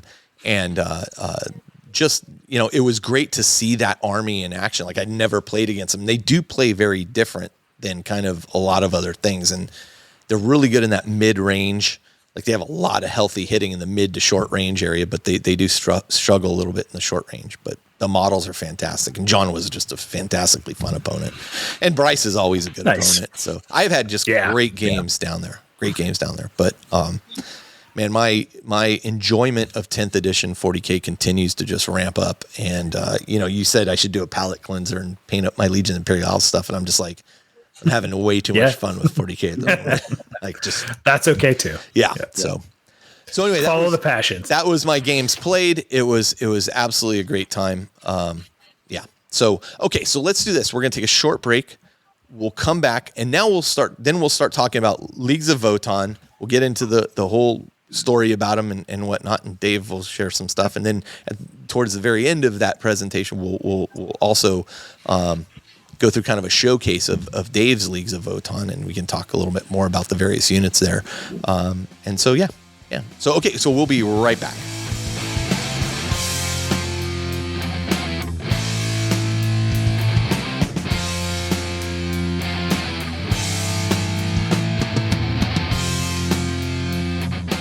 All right, welcome back. And we're now going to leap into our main topic, which is show force the Leagues of Votann. And so I think the best place to start is really the story really starts with the squats and what the squats were. And Dave, since you've been around a long time, in the hobby. That's the loveliest way of saying. I think venerable. I think I'm older than you are. So you might be. Yeah. You might be.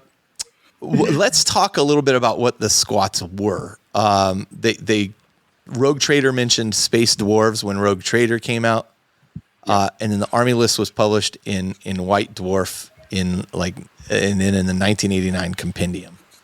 But what really were the Space Dwarves or the squats as they became known? Well, basically because GW was selling, like Warhammer was doing really well for GW in the late 80s. And they had a lot of fantasy stuff. Fantasy was selling very well. A couple of folks like Rick Priestley wanted to do something in the sci-fi sort of realm. And I think the easiest way to sell that to Brian Ansell was, we'll just do like Warhammer in space. So space dwarves, space elves, space orcs. Strangely enough, humans were just called humans, not space humans. But yeah, so Space Wars was a way to do that. Space racist. Space racist, yeah.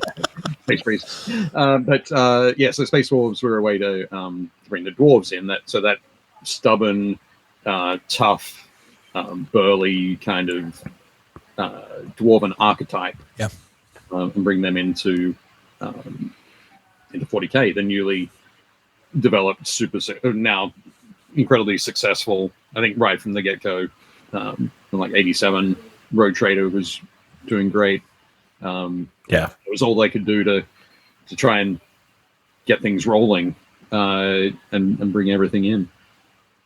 So I think those initial points, they had an idea, and that idea was like biker miners. So that was the aesthetic that they leaned into really hard for that. A lot of vests, goggles, biker kind of attire.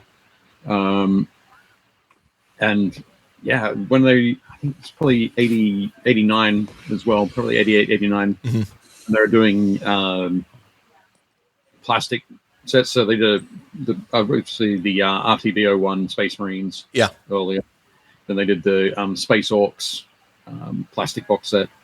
And then they did the Space Dwarves plastic box set, which they went with those padded jackets and like quilted jackets kind of look and that kind of thing. I didn't realize, I guess I never realized they were in plastic. Yeah. I thought they were all metal. No, there's a box out there, Space Dwarves box, 36 plastic dwarves. Interesting. With plastic like sprues for weapons and arms that could then also sit on those metal dwarves. There are metal variants. Yeah. Through there as well. Oh, gotta love those hybrid kits. Yeah. The worst. The worst. I'd just give me all metal if you're going to go there. Yeah. But yeah, so they were pretty substantial. I couldn't tell you how well they were selling back then. But. Well, clearly not well enough because because I mean, after the second edition Black Books, which had their codex list, and they were in Epic and they had a full range in Epic, but then they had a huge range in Epic, which is where I saw them on the table most. But then they vanish, they vanish, and then like a story comes out that they've just been eaten by the Tyranids. So something that I didn't know. I went and looked it up to find out sort of when that started happening. But apparently there was a somebody asked the question, like sent in a letter to the U.S. office, and it went into the U.S. White Dwarf, and it was like, well, what happened to the squats? Where are they? Why aren't you guys doing anything with them? And apparently the person responded with, would you believe they were eaten by Tyranids? And thus lore is established. You got to be careful responding to letters, buddy. You do. And that is canon. Well, as they went through the whole, I guess people must have saying, oh, well, they were eaten by Tyranids. They were eaten by Tyranids, eaten by Tyranids. At some point, there's an interview with Jervis Johnson, and he said, well, they were eaten by Tyranids. And it's like, so you just adapted that and adopted it. Yeah. This is why companies are so careful with what they say a lot of times, right? I mean, things can quickly get out of your control. And the thing was, they were very popular. I mean, I remember early on in the show when we had Zach as a co-host, he was painting a squad army before we went to our first Adepticon, and man, it looked like he did a stunning job on it. He had built like an airship that they were using and all this stuff out of scratch, and like he did it. He was Zach was a very talented painter back in the day, and so yeah, I mean that kind of became the mantra. And I actually remember talking to some of the game developers, the 40K game developers in this time period. And I said, so, well, what's going on with, squats? Like, are you seriously just never going to do them again? And they're like, well, the biggest issue we have is how are they different? Like, how do they play differently than an Imperial Guard army or than a Space Marine army? And so once we can kind of establish how would they play different, if we have that idea and it's exciting, like, then we'll pursue it. And that's a very interesting theme kind of across all of the ranges. And it led me actually to, I remember when what are they called? The Deepkin, the Idoneth Deepkin came out. And I remember at Adepticon, they announced, here's this army that's coming out. And I asked, everybody's always asking in those presentations, well, what about this? And questions they just aren't going to really answer. But I asked, how does this army play? Like what is thematically, how does this army play differently than ours? And I remember seeing them go, like, I'm so glad you asked that question, because they were like, well, it works like the tide, like as the tide kind of comes in, they get stronger and then it goes out. And I'm like, and it had kind of lit up for me in my mind. I understand more about what they mean when they say, if we can figure out how squats would work and be different and exciting, then we would do a squat army. And so it's kind of the same thing here. And then so they get mentioned briefly in 6th edition in the rule book as an abhuman species. And this generated a ton of excitement because it's like the first time they'd been mentioned in forever. And then in Necromunda Gang War 2, you see a squat prospector get added as a character.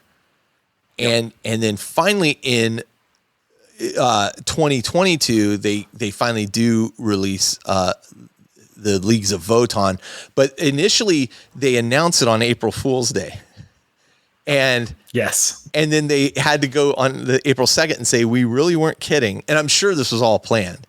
We really weren't kidding. Right. Here's the model, and here's what it looks like. And I think that I know amongst our group, it generated a ton of excitement. One of my favorite things about the way that they introduced that is that, so April 1st, they released that trailer, and that night, that was a Friday, so that Friday evening, bunch of friends and I were on a Zoom call. Yeah. A hobby Zoom call that we used to do during the pandemic. We were doing them like most Friday nights kind of thing. And everyone's like, oh yeah, well, it's obviously squats. They're bringing squats back. And I'm like, they are not bringing squats back. It's an April Fool's joke. Absolutely. And they're like, and it's a damn cruel April Fool's joke, I might add. It's a damn cruel April Fool's joke. But they wouldn't, and they were like, they wouldn't have spent all that money on the animation for that particular piece. And it's like, you go back and have a look at that, and it's like 29 seconds of animation they could use anywhere. Animation. Right, yeah. And it's 1 second of squat silhouette with a Scottish accent going, hey, what's up? Yeah. What's going on? And it got to the point where one of friends, Brian Sobb, was like, I bet you it is. And I was like, I bet you it isn't. And I was like, okay, no. Why? What's the bet? What's the bet? And it was essentially like, it was, if it is true, Brian, I will paint you a squad, or if it's for Necromunda, I'll paint you a gang. If it's for 40K, I'll paint you a squad. Your choice. But I'm saying that confidently because it's not going to happen. And then at like 10 o'clock the next morning, it was like, hey, Dave, you're painting me again.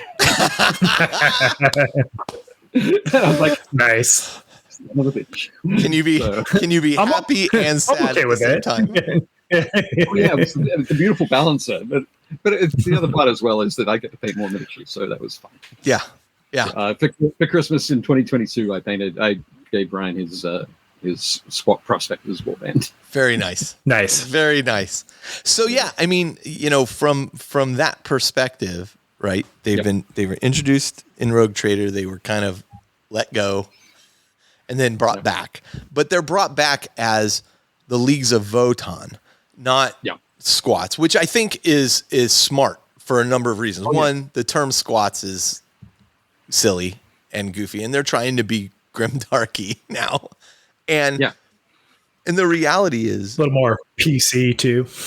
Yeah, maybe. Sure. It's less derogatory. That's true. Yeah. That's and maybe somebody more versed in the lore of it than even I am.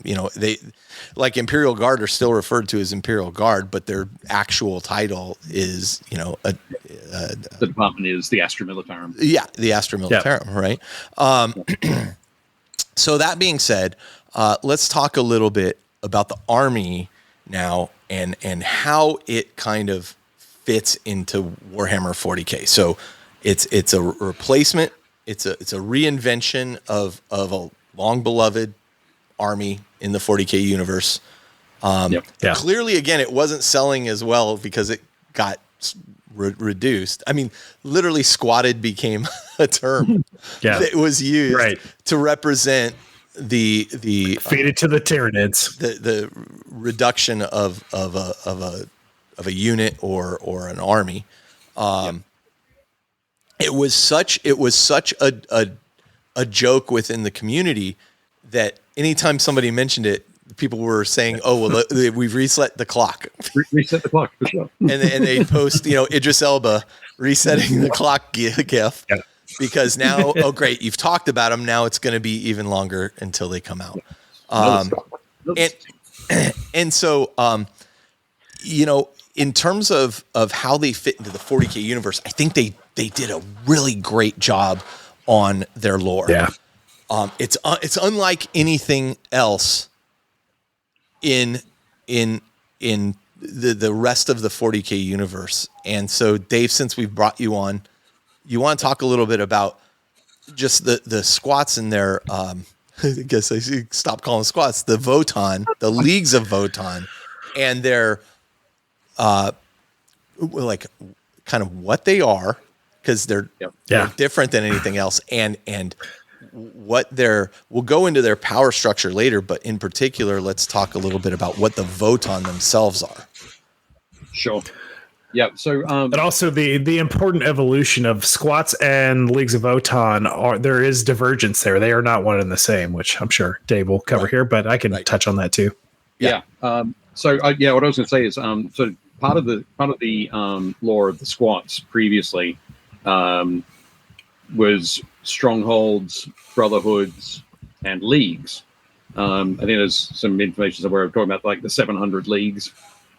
So those sort of structures existed, and it was a certain number of strongholds and brotherhoods that were interacting with the Imperium back in the Rogue Traders in the second edition, in sort of the Epic Space Marine, that kind of function. And when they disappeared, perhaps some of the squats were eaten by Tyranids at some point. But it's going about that idea that 40K is all the story, all the lore comes from an unreliable narrator, and it's all canon and none of it's canon. Right. Right. It's all those different things. So there's other things like the Demiurge, who are spacefaring miners, who sort of hung out with the Tau for a bit. When you listen to their descriptions, it's like, oh, they're squats. Right. But no, they aren't squats. They weren't squats. Or maybe they were. Yeah. Maybe they were these short of stature abhumans maybe they were sort of such a Xenos breed we don't know. Except, of course, we do. They're Right. all from this sort of group. So, the lore-wise, I think the reintroduction as Leagues of Votann gave them a great GW a great opportunity to pick on a nice core thing, and I'm using the word core as a specific sort of a very focused word. So they could look at that and come up with another reason why they're all of a sudden like, oh, they're back. Well, we were never gone. We were just somewhere else. We were over here where we've always been. Which is an area that hasn't really been explored in 40K. No, not at all. History. So the Galactic Core. Yeah. The Galactic Core, yeah. The Galactic Core, and also there's the Ancestor Cores that we can get into in a little bit. But Josh, you were talking about sort of squats and Leagues of Votann being different. Do you want to talk to that? Yeah, so first there is a genetic divergence, like squats, Demiurg, like Necromunda is a great example of this. Like squat prospectors and Necromunda are actual squats. They are true squats. No, they are, the evolution of squats in the 41st millennia, still on the planet of Necromunda, and these are squats that have been in the kind of the Imperium space for however many millennia now, whereas the Leagues of Votann, or we'll get into more, are actually like a divergent genetic pool, largely because of the cloning, which Dave, if you want to jump into the cloning, The big thing though is that they are, while they started kind of at the same kind of base layer, there is a genetic divergence now that are defining like the squats, especially. Again, the only place that they officially, to my knowledge, exist in canon is Necromunda right now. Yeah. But that's not to say they're not in other places in Imperial space. But the Votann are kind of this divergent. There was this great exodus from pre-Imperial Terra of the squats heading out into the stars. Yeah, so there is that difference. There are a lot of similarities, and there's a similar, I guess, starting point. Mm-hmm. Yes, yeah. I think that's a good way to put it. They're a branch on the kind of the evolutionary journey of what stayed in the Imperium and what went out to the Galactic Core. Yeah, exactly.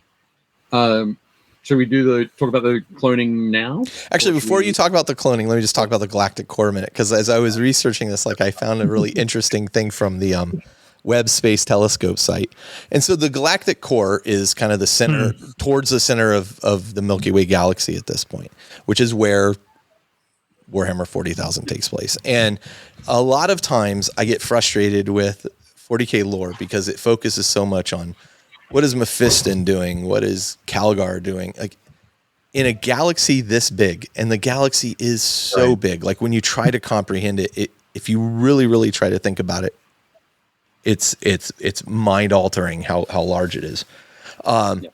This was a quote from this Webb Space Telescope site that said, if you lived at the center of the Milky Way galaxy, you would look up into the sky thick with stars, up to 1 million times denser than we're used to seeing. The closest star to our sun is 4 light years away. In the center of the galaxy, stars are 0.4 to 0.04 light years apart. In the inner 10,000 light year range of the Milky Way galaxy, the galaxy's spiral arm structure has broken down and transformed into a bulge of stars at its heart. And the dominant force of that area of the galaxy is a black hole approximately 4 million times the mass of the sun called Sagittarius A. Like, this is a hostile environment, though. Yeah. Like, this makes for a very, especially over, when you think galactically, over a span of time, you probably have systems crashing into each other, things devouring each other, like just on a planetary and solar system scale. So I thought it was such a fascinating piece of lore. And then what you have is you have the Leagues of Votann, who have basically gone to this area because they are hardy miners, used to working in high density environments, high gravitational environments. This is where they thrive. And so I just thought the setting for them is very interesting. Now let's talk about what they are in terms of cloning, and then we can go into beyond that. Sure thing. So the basic idea, we'll just talk the cloning bit. Yeah. It's one of my favorite things about the lore is that so they are a broad number of I guess DNA strands. I don't know if exactly how seeds, like versions. Yeah. So that it's not just we're not talking cloning like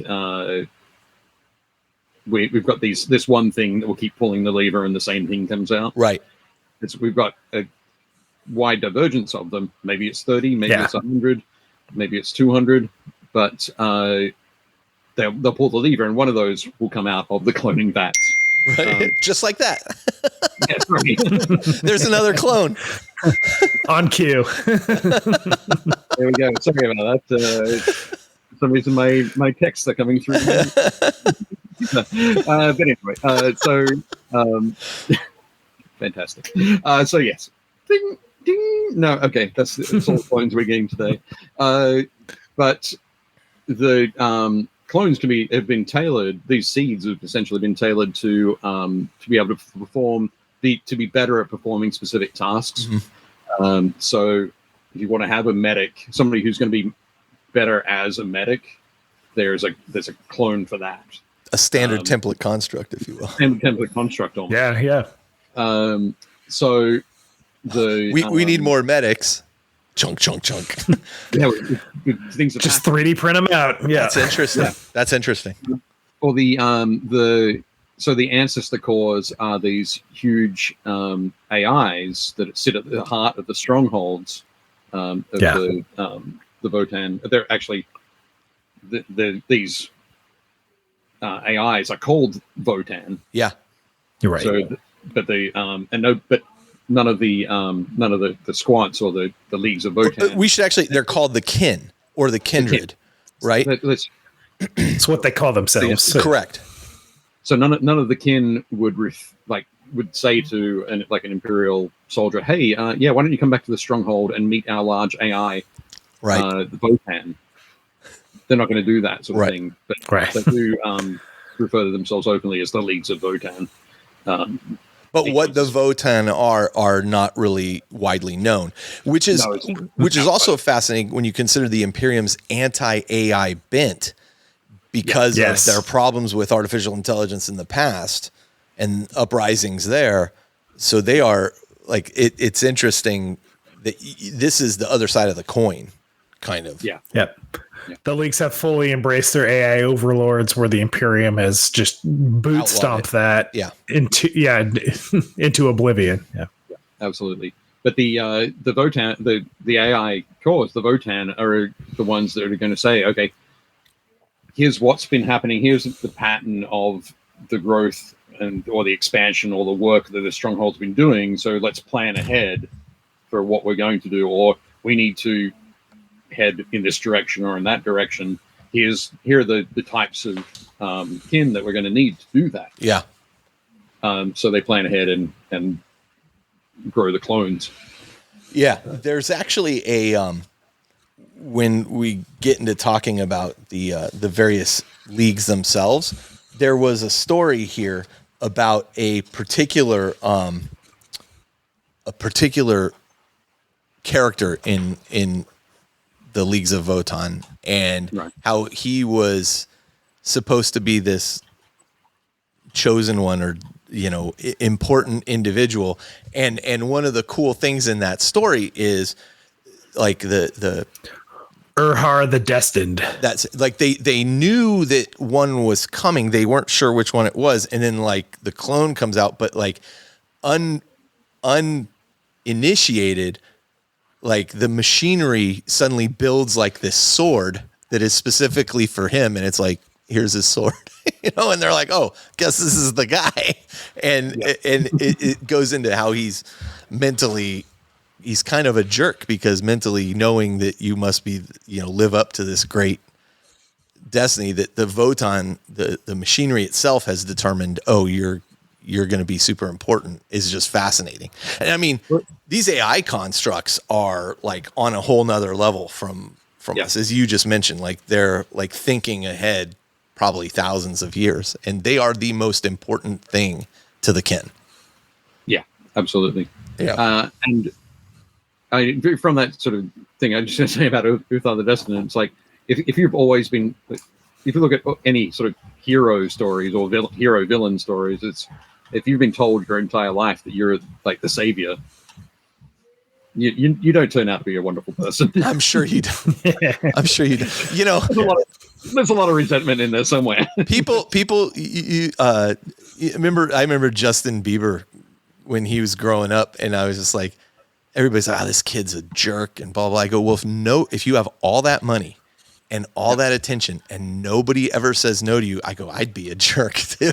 You know, I'd be a little full of myself as well. Like, man. So yeah, I mean, and think of that on like a even bigger scale. Like the entire species is going to be, you know, you're going to save the whole species.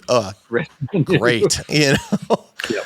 So no pressure. But that's a fascinating, and this is the first thing about the Leagues of Votann that like caught my attention when I was reading through the lore was the Votann themselves and how they're these gigantic AI structures and fortresses and how, you know, everything revolves around it. It just made so much sense. Like the name of the army made so much sense once that was that information was given to me. So I think it's a fascinating twist on what were just space dwarves. And now they operate in the most hostile environments, and they, you know, they're technologically highly advanced. You know, they haven't had to deal with any of the Adeptus Mechanicus sort of what's the word I'm looking for? The fall, and then the adulation or worship of just worship of what was, and they're determined. The Adeptus Mechanicus are very much determined not to create anything new, right? Not to innovate. Whereas the Votann have been able to innovate. It's like, let's try this thing. Let's try that thing. Let's do this. Let's do all the other stuff, and let's advance our weaponry. What do we need to do next? Yeah. There's some great stuff. I'm not sure if we've got it listed further later in the show notes, but I think the fascinating thing there is they still do worship technology. Sure. Right. But that technology is intelligent technology. Right. Yeah. Less as a worship, but more of a less of a deity. Yeah, less of a deity, more of a reverence for knowledge. Yeah. Knowledge past. Yeah. So this leads to a very interesting point. And actually, let's talk about, so when a Votann, when a kin dies, right, he's returned to the Votann, and everything that he is, everything that he or she is and has learned is subsumed, I guess, subsumed into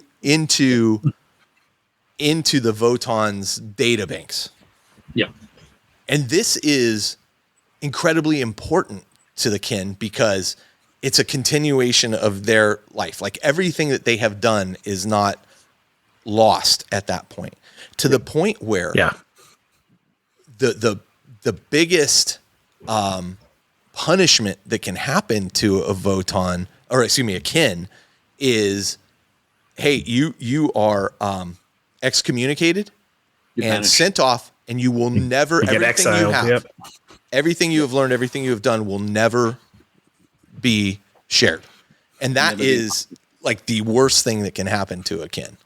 You know, execute me, fine, but everything goes back in. But if my life has come to an end at that point, it's just a fascinating. Yeah. The description of that, the exiling, and that for Votann, just like their mindset and their society, like for a lot of them, to the idea of being exiled, like they would rather them had never drawn breath, like never been born, never been grown, than to be exiled. Like it's that big of a deal for them. Yeah. And the thing that, sorry, go ahead, Dave. I think one of the important things for us to mention is we've been talking about clones and the idea of like there are X number of clone seeds or whatever, is that not everybody that comes out, their personalities aren't identical. Right. Their personalities are their own. And it develops and diverges as they grow, right? Yeah. And have experiences that others don't. Exactly. Yeah.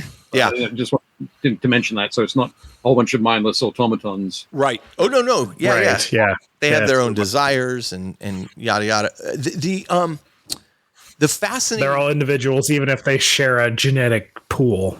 Yeah.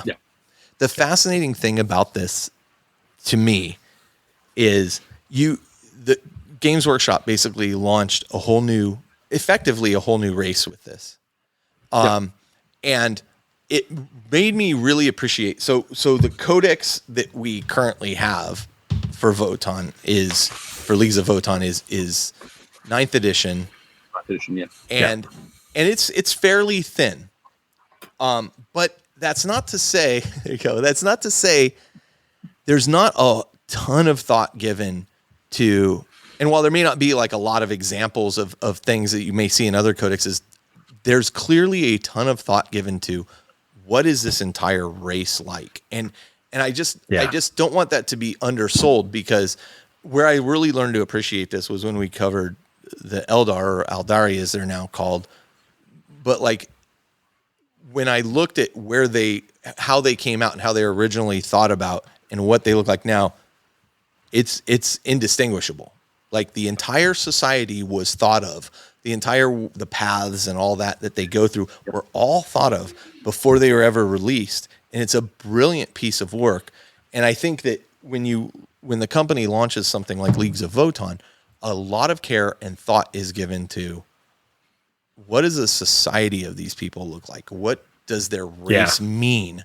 And so what we have in this 9th edition codex, and I've held off on doing this show of force because I really wanted to kind of wait for another codex and see like how much they grow. But it's such a fascinating, as I read more about it, I was like, wow, this is really deep. Like they've really thought this through, and there's potential for growth, and like they're how they interact with the Imperium and how they interact with other Xenos. Another clone was born.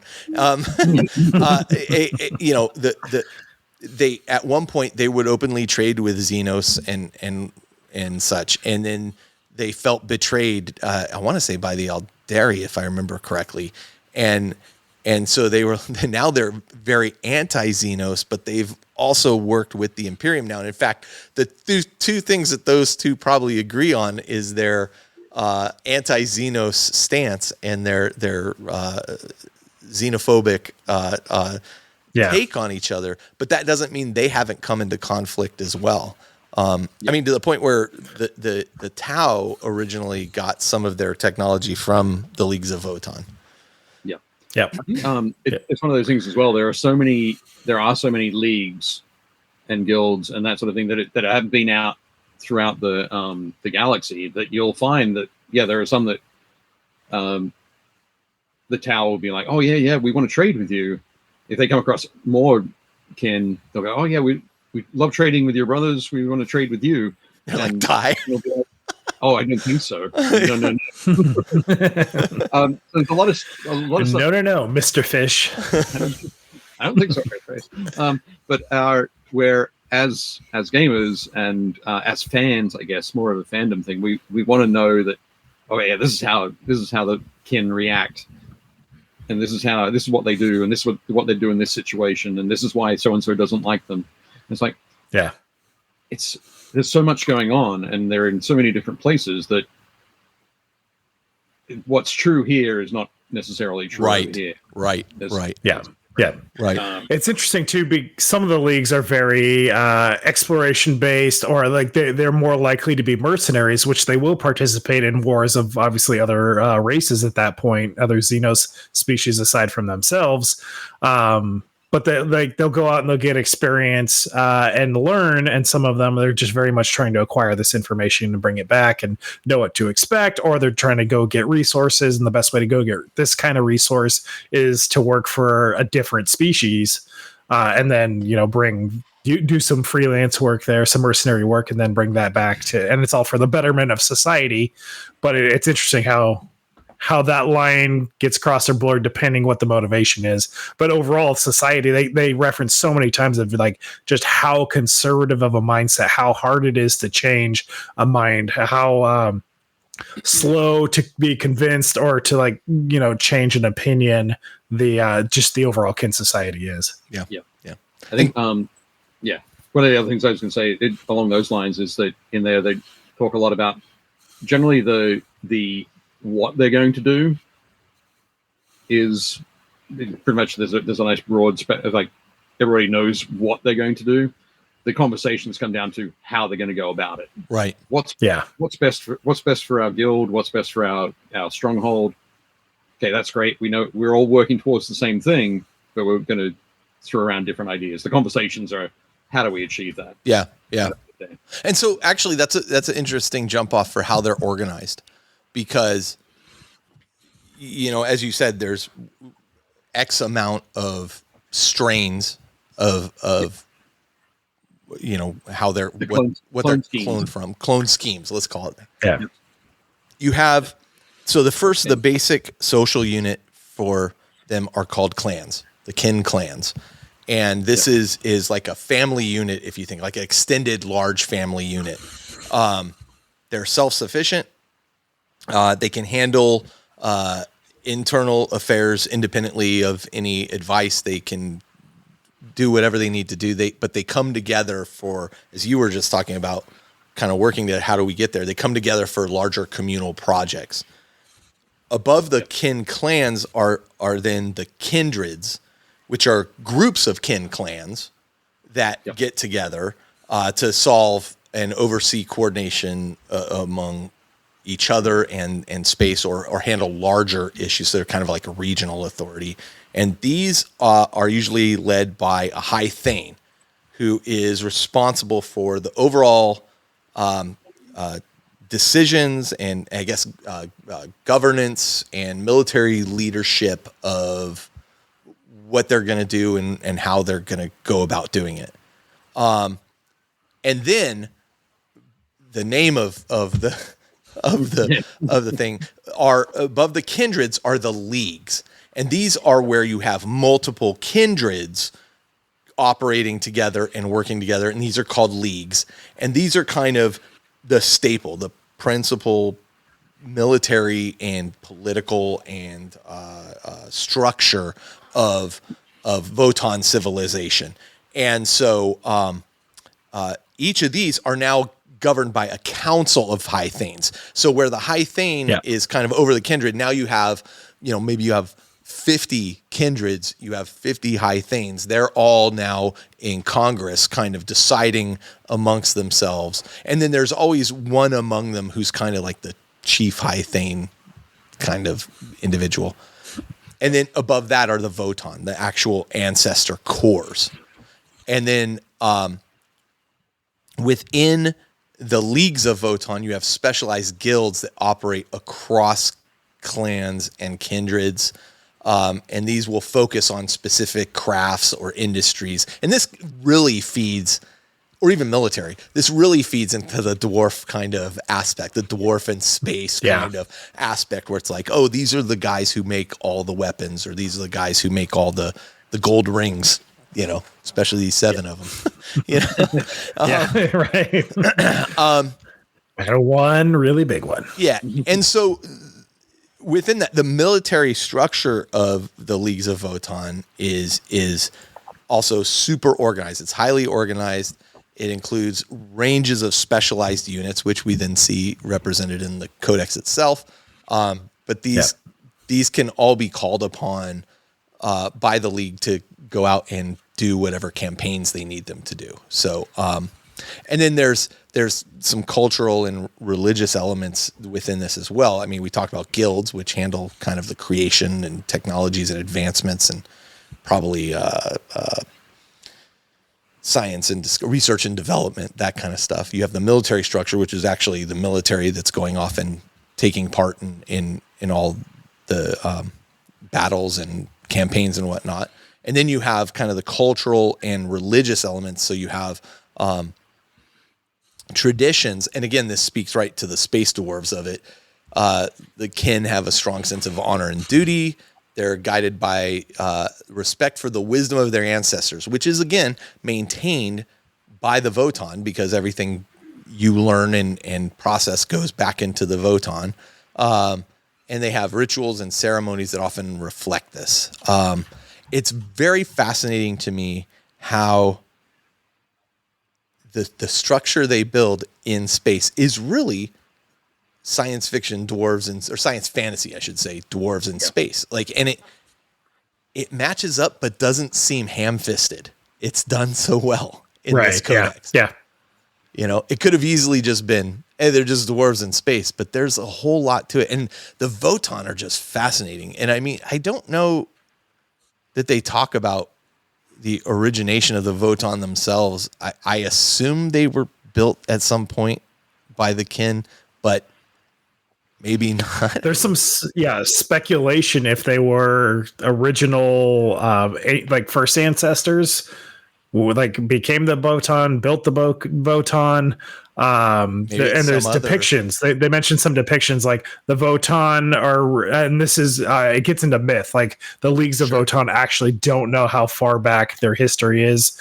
Especially they. You think they could just ask the vote? Yeah. 42. That's one of the other yes, 40 exactly. The Votann aren't like all super withered anymore. No, they're also experiencing issues. But if you think about it, it's fascinating because, I mean, as a supercomputer, which is effectively, I think, what we're talking about, like an AI supercomputer, it's basically sending out Votann to gather more information to supplant it or to supplement it. And everything it learns, it's learning from these organic clones that it's sending out to go do X, Y, or Z, and then come back and tell me what's going on. So, I mean, it's also beholden. It's a very symbiotic relationship. Yeah. And it's interesting because asking the Votann a question, they're like, oh, it could be something instantaneous, or it could take a couple 100 years to get that answer back from it, just as it's going through its archives. And like it might have the information, but how it is able to access it or how it's been archived and compressed and filed away, it doesn't mean they just have limited information. You know, it's not the internet at their fingertips. It's still this complex situation, and only a certain few are able to actually communicate and interface. I do wonder if some of the inspiration for this came from Douglas Adams and Deep Thought. And I mean, there are some parallels there, right? Like, if you haven't read 42. Hitchhiker's Guide to the Galaxy, like, you need to do yourself a favor and go read it. But there are some parallels here that I hadn't thought of until we were just having this discussion. So, anyway, that's how their structure works. What are some things they've done to drive events within the 40K universe? I mean, we talked a little bit about they traded with the Tau, so they actually introduced ion weaponry to the Tau. And I mean, this is a great thing about the 40K universe too, is you can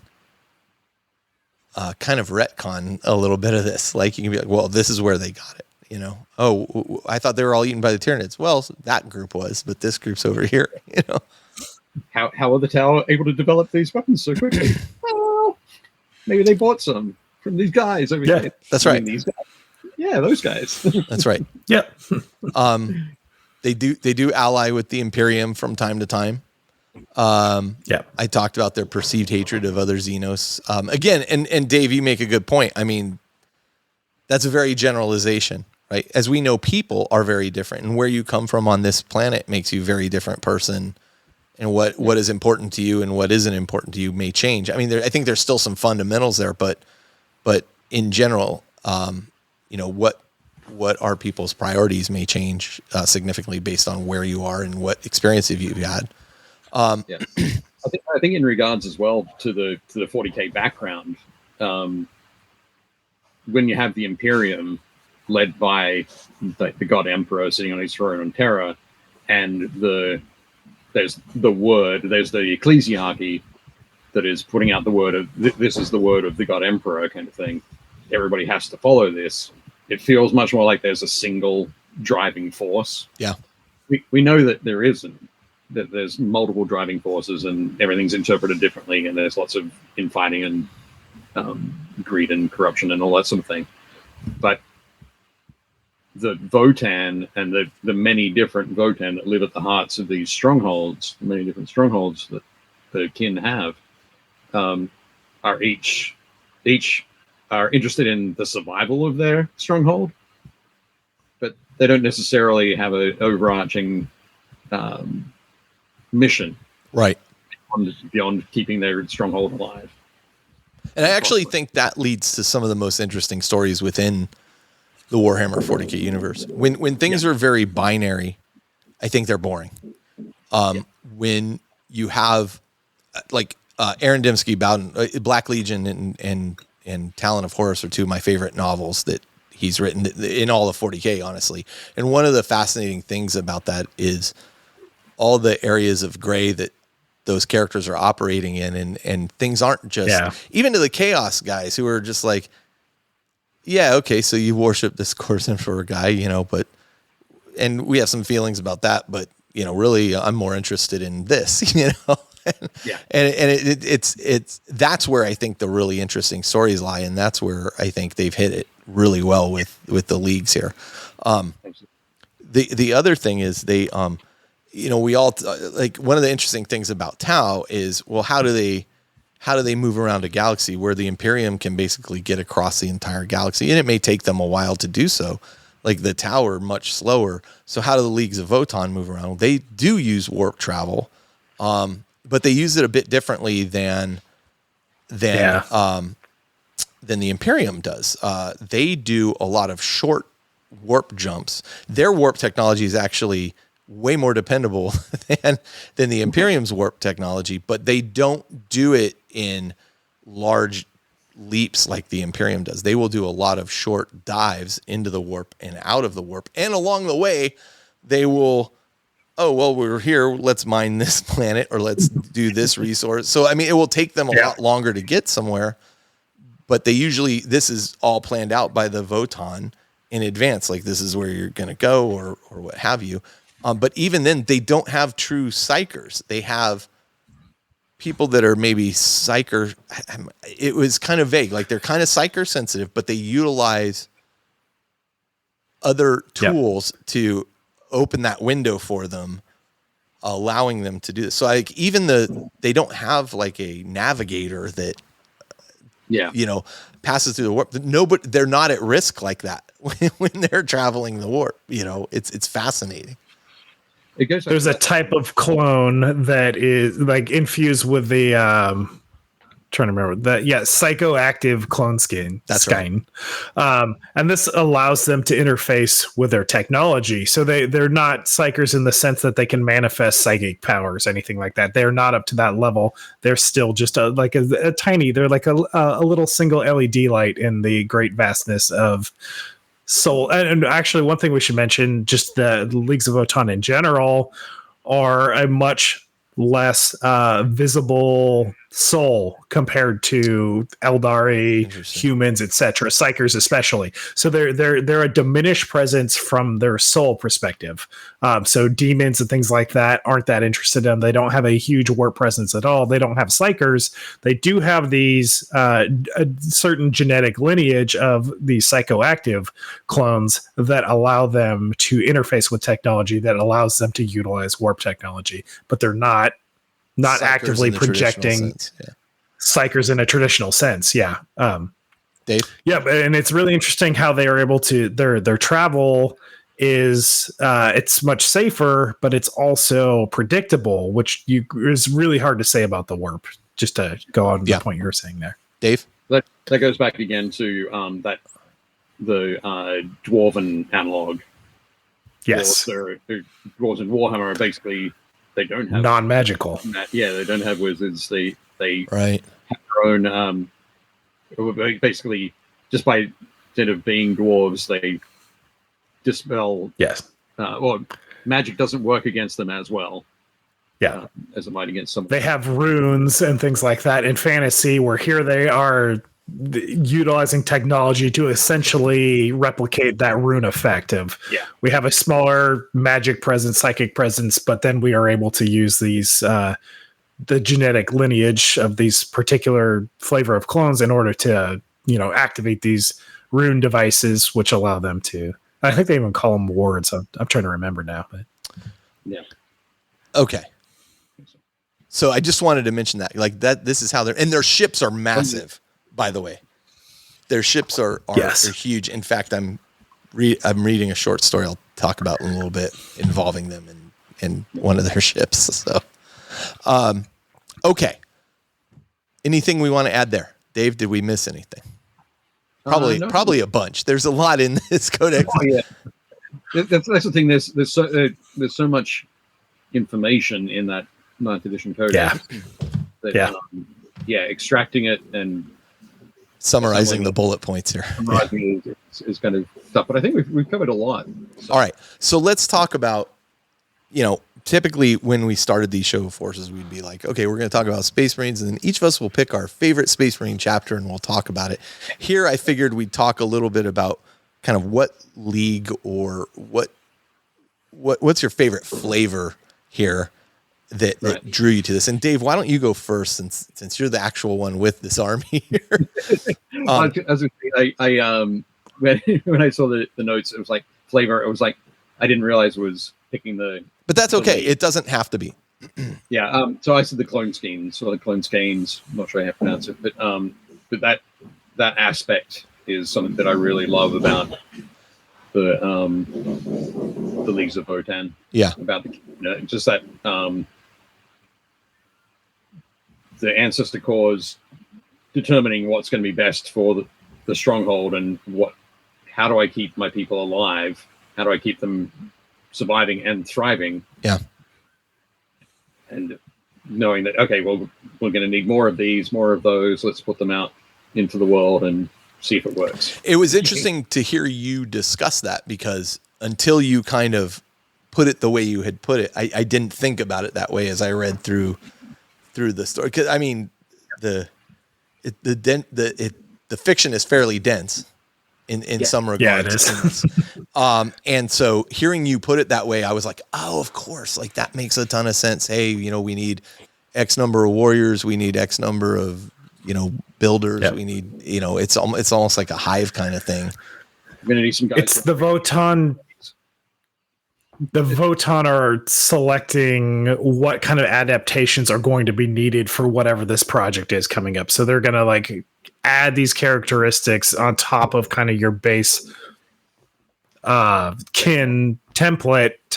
Actually, it's interesting. One thing they talked about too is some of the clone schemes that are added to you will actually have a physical manifestation, whether it's like a chemical smell or your eyes glow blue or something like that, depending on what's been added and how that is like obviously like human society, physical characteristics. And like, there's all kinds of problems with racism and stuff like that. Where just these different characteristics, where the Leagues of Votann don't have that whatsoever. Like, you have this function and it's more of like a point of pride of like, oh, you're really good at this one thing. And I can tell because your eyes are glowing blue and that's awesome. And there's no less than because of that. It's right. Like, oh, you are this plus this specialist thing on top of that. That's cool. Like we accept and it's celebrated instead of, fought over. Yeah. Right. So, I chose, the Greater Thurian League. It contains over 200 allied kindreds. So this is quite a few. I mean, this is a massive league. I kind of thought of them as, in some ways, almost like the Ultramarine version of like the. Yeah, they're very much they're the poster child for. Yeah. But the box art is Thurian, Greater Thurian League. The white with the green. Kind of, yeah. So they are, they're known to ally as mercenaries. with the Imperials, which I thought makes them kind of interesting. But even more interesting than that is they're kind of in a situation where they're on the front lines of this battle with chaos, as this massive warp storm called Orgrivar has opened up in kind of their northeastern border. But then down to their so because of that, and because they've had like these massive forces deployed into this sector to deal with all the chaos incursions, they also have sent huge amount of forces out other directions to look for worlds and systems that they can fall back to in case the cost of the war against chaos becomes so costly, so overwhelming that they need to fall back. And so what this has done though, is as these large forces have kind of moved out and said, okay, well, we need to find areas to fall back to. They've run into Imperial forces there. Well, Imperial governors on their planets who then panicked because all of a sudden they see like this, what they think is an invasion force show up. Yeah. I don't know what their intention was. I don't know if their intention was to invade or just, they could have probably had some discussions at this point, but the governors panic. They send out distress signals to the rest of Imperium. And now like all these Imperial forces show up. And so now the Greater Thurian League finds itself fighting a battle on two fronts where they were really probably just looking for, hey, is this a place we can go? No. Okay, we'll go over here. So now they find themselves in this huge war on two fronts. But I just found that to be a pretty fascinating situation they found themselves in. When you're in, that's actually. Go ahead, Dave. Very pragmatic. You can find yourself in those problems. Yeah. But it's pretty fascinating, I think. And again, as you said, they're kind of the poster children of the kindred or the kin. Rather. And so I find that to be appealing to me to some degree. A lot of people look down on that like poster child kind of thing, right? But they're that way for a reason. I mean, the Ultramarines are their color scheme is very dynamic when you look at it on a poster or you look at it on the cover of something. The Black Legion, I think, I would not have thought to have done Black Legion before, but something about it really appealed to me. Actually, it was Aaron Dembski-Bowden's description of the Black Legion invading a planet that I was like, oh, yeah, that sounds awesome. I want to do that. So, gravitating towards, of course, the poster children of the Leagues of Votann to me didn't seem that unreasonable. Josh, what about you? Something you said just reminded me of something we didn't mention about the lore, but like every engagement that the Votann participate in, it's this kind of risk reward thing that they're always analyzing. Is this engagement worth, like, are we going to get the payoff here? So in that instance where the Imperium is coming to fight them, like the Votann weren't there to fight. They were just either trying to collect resources or were on their travels, and then the Imperium happened to counteract to them, but they don't have any reason to engage with the Imperium in that sense, unless they're going to net some huge resource gain or something like that. So every action really is like, how is this going to better us until we get into grudges and things like that, which I guess we actually didn't really talk about all that much. We'll either. Talk about gameplay. Yeah, perfect. But Josh, I mean, think about that. And if you think about that from a psychological perspective, right? When you aren't afraid to die because, if you die, you get brought back to the Votann and everything that was important to you lives on. I'm not to say you're not afraid of death, but like when the fear of that unknown is lessened from you, whether you engage in this battle or not becomes the purely mathematical, right? Yes. Approach. Yeah. Hey, is it worth the cost? Yeah. Is this worth? Yeah. And for them, there's no shame. Like if the battle tips to a point where we need to cut the losses. Like it's not this engagement is no longer mathematically viable and worthwhile for us to participate in. Like they'll just pick up and leave because they've got they need to spend those resources elsewhere. And it's not like they don't view it as a cowardice or anything like that. They're like, no, this expedition is not making money anymore. We're going to turn it around. Like, that's very practical, very like that dwarven practicality again, which is cool. Yeah. So I went with the Trans-Hyperion Alliance, and these are essentially the shortening I had for them these are the Star Trek dwarves. The reason I picked them, partially because they have a really cool orange color scheme, and the orange colors always call to me in gaming for some reason. I was just talking to Colin Ward the other day, and I was like, orange is my game color apparently, because I keep painting it. But even like on a board game, I always pick orange. So that's part of it. But they are very much the Star Trek approach to the Votann. So they're really scattered. They're spread out. They're always exploring. They're kind of a fleet based kindred. Their strongholds are all on fleets. Their Votans are actually on ship, so they're always in movement. They're spread out across the thing. They have 3 Votann, which is kind of a big deal. Not all of them have multiple Votann. Not every league has multiple Votann, we should say. And they're really dedicated to enriching their Votann. So they're all about exploring the unexplored, bringing back that information, bringing back those resources to the Votann, so the Votann can enrich its knowledge base and expansion. And I think of them in the an RTS computer game with Fog of War. Like, they're the guys that are just going out to reveal the map, clearing up the map. That's that their goal is to reveal the map. If they get resources along the way, or they learn something about a race they encounter, they're all about that. So it's really all exploration, and they are one of the riskier leagues, I would say, because they are so spread out, and they keep pushing the boundaries of kin territory, that if they die while they're exploring, there is a chance they will not be reunited with the ancestors into the Votann core. So there's definitely a little extra element of risk, but for them, it's absolutely worth it because they're gaining so many resources and knowledge and things like that. And it was just a really kind of cool approach to them. The most scary prospect for a kid, right? So absolutely. Yeah. All right. Well, let's do this. We're going to take a short break. Then we'll come back. We'll start talking about the models, the units a little bit, and then kind of finish up our thoughts there. So we'll be right back.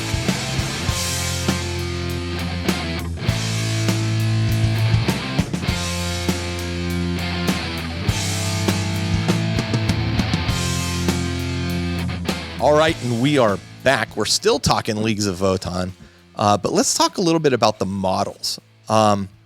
And this was such an evolution from the old models to me.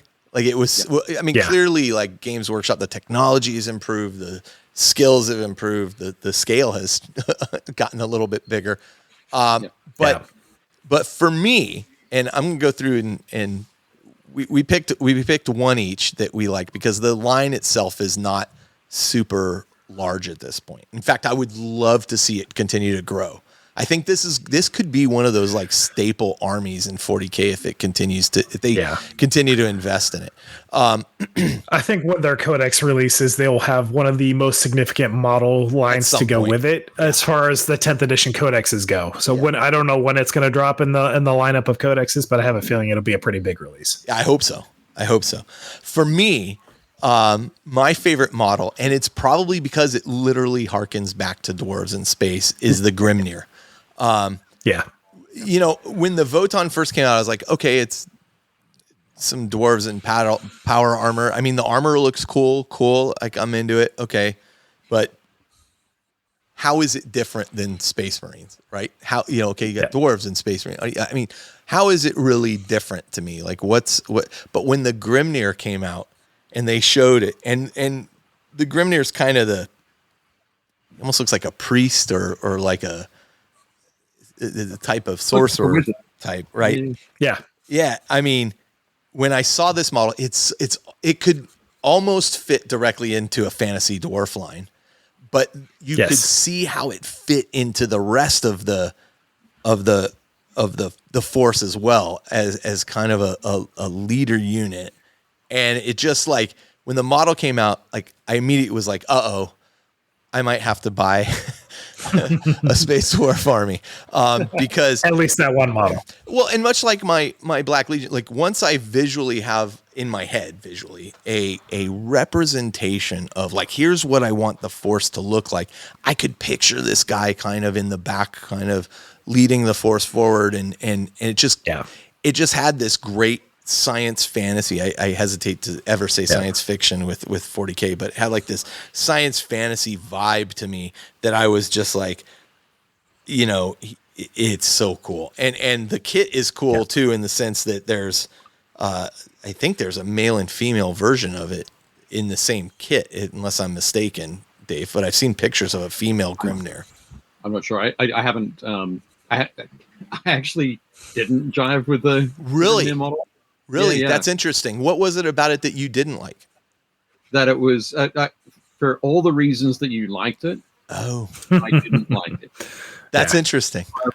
Yeah. It was kind of weird. It is definitely. I haven't bought that box. Dave, how does it feel to be wrong? It feels great. Nice. No, but I mean, seriously, I think that's really fascinating. That like, what I liked about it, you don't like.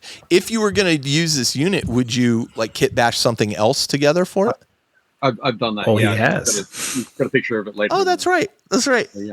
Yeah, I put the deck together, of course. So anyway, that's what I really dug about it. That's why I really like this model. Yeah, no, that's cool. Josh, you? It's funny because it does stand out because it is the most fantasy, where the rest of the line is very like traditional science fiction, fantasy, where that one could fit either way. One thing I'll mention, just because we didn't really talk about it in the lore section, is that the Grimnir are the ones who are actually communicating with the Votann. They are the guys with access, the guys and gals with access to the Votann themselves. So they play a very important role in society of actually being the ones that are interfacing with the Votann themselves. Yeah. One of the things as well that I was going to mention is that so they have two basically little robots that fly around with them. Yes. Yeah. And this is the really interesting connection with more sort of a Viking aspect and Norse aspect. Yeah.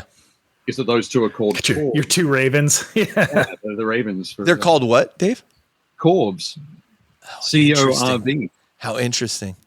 Ravens. They're called the Grimnir are also known as the living ancestors. So yeah, they're the ones that interface with the Votann. Like, not anybody can just go walk up and talk to a Votann. You're right. Yes. Yeah.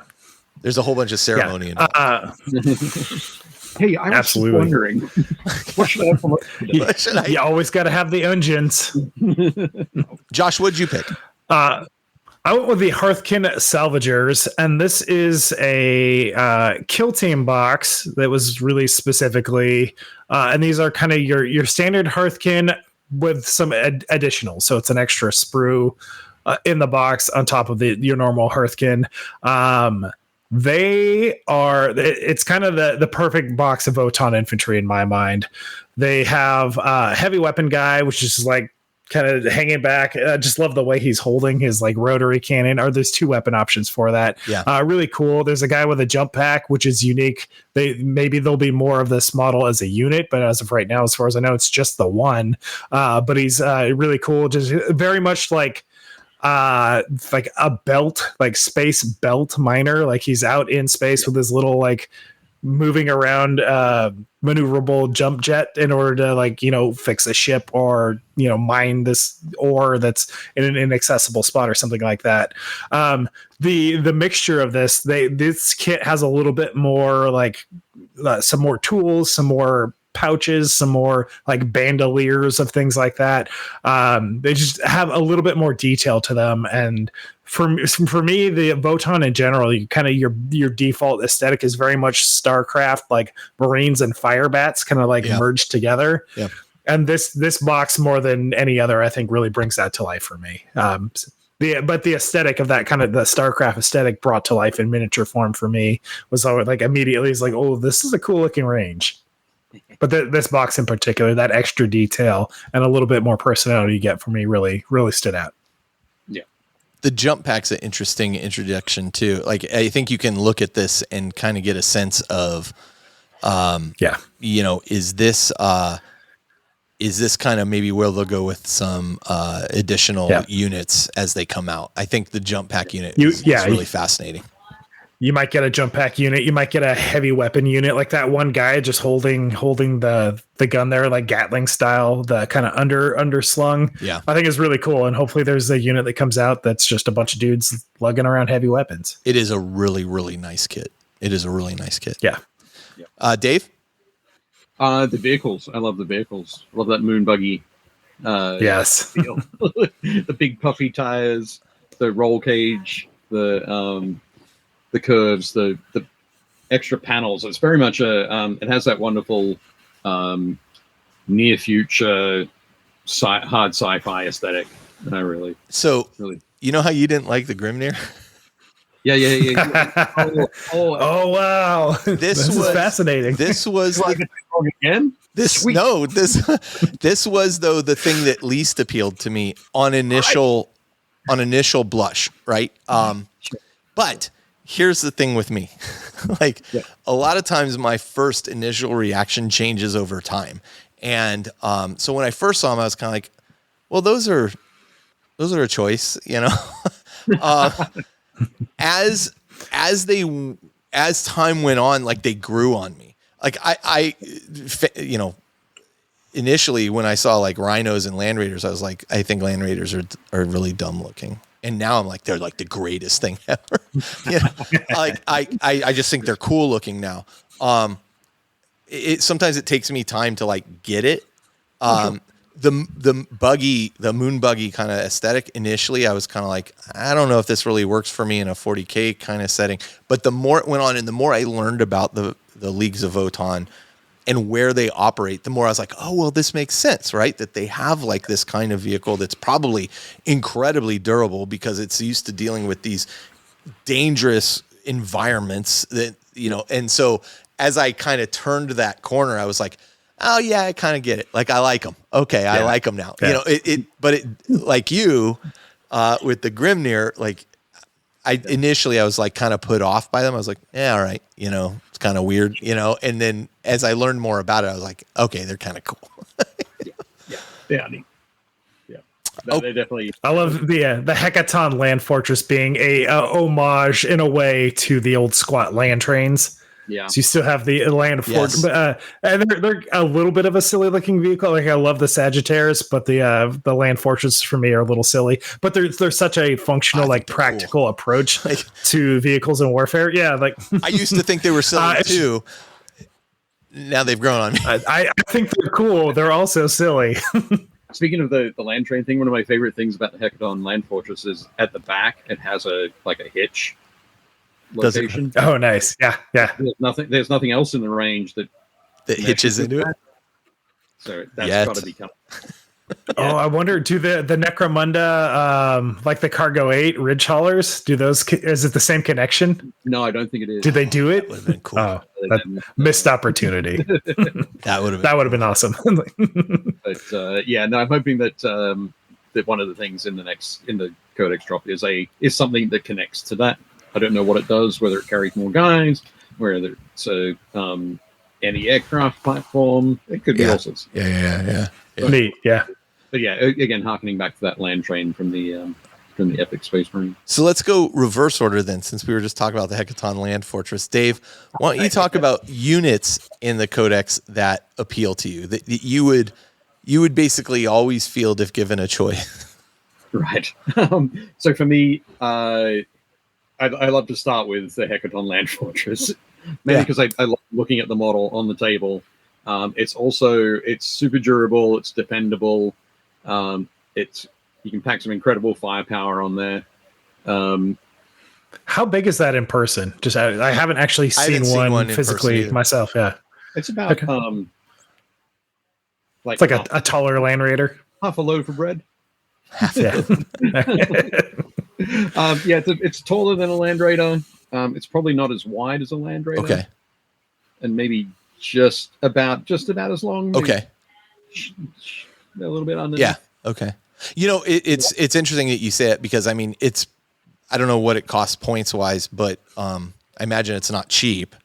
No. And so I think a unit like that, like a Land Raider, is something that you build an army around, right? Like I'm not building an army and going, boy, what am I going to put these guys in? I know, a land raider. It's usually like, I want a land raider. What am I going to put in it? Exactly. Right. Yeah. Let me just pull up there we go. Pulling up the card. Yeah, there you go. Yeah. So I obviously don't have the points value here, but toughness 12, 16 wounds. Yeah, okay. 2+ save. It's beefy. It's a lot of wounds. Yeah. And a 2+ save, you said. 2+ save. Because it operates in the most dangerous environments. Exactly, like 40k battlefields. That's right. Yeah. But there's a bunch of weapons you can put on top. When it first came out in 9th edition, the way that we'll talk about judgment tokens in the future, that the way the judgment tokens worked then meant that it was basically the only weapon you'd put on there was the let me make sure I get the name absolutely correct, heavy magna rail cannon. Okay. But when they started changing the way the judgment tokens work, people moved to the cyclic ion cannon or the heavy conversion beamer. Yeah. It's at a point where it's really whichever one you prefer. In my opinion, it's at that point. Nice. I went with the magna rail cannons because I thought magna rail cannons are awesome. Sounds cool. Just as a concept, it's like accelerating this awesome. It's like a railgun. Yeah. Yeah, exactly. It's a railgun. But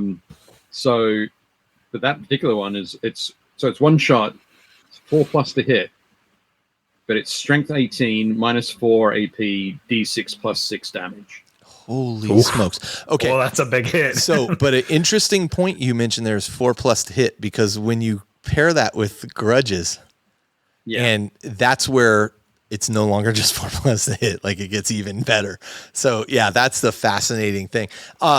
It's 225 points currently, just so you know.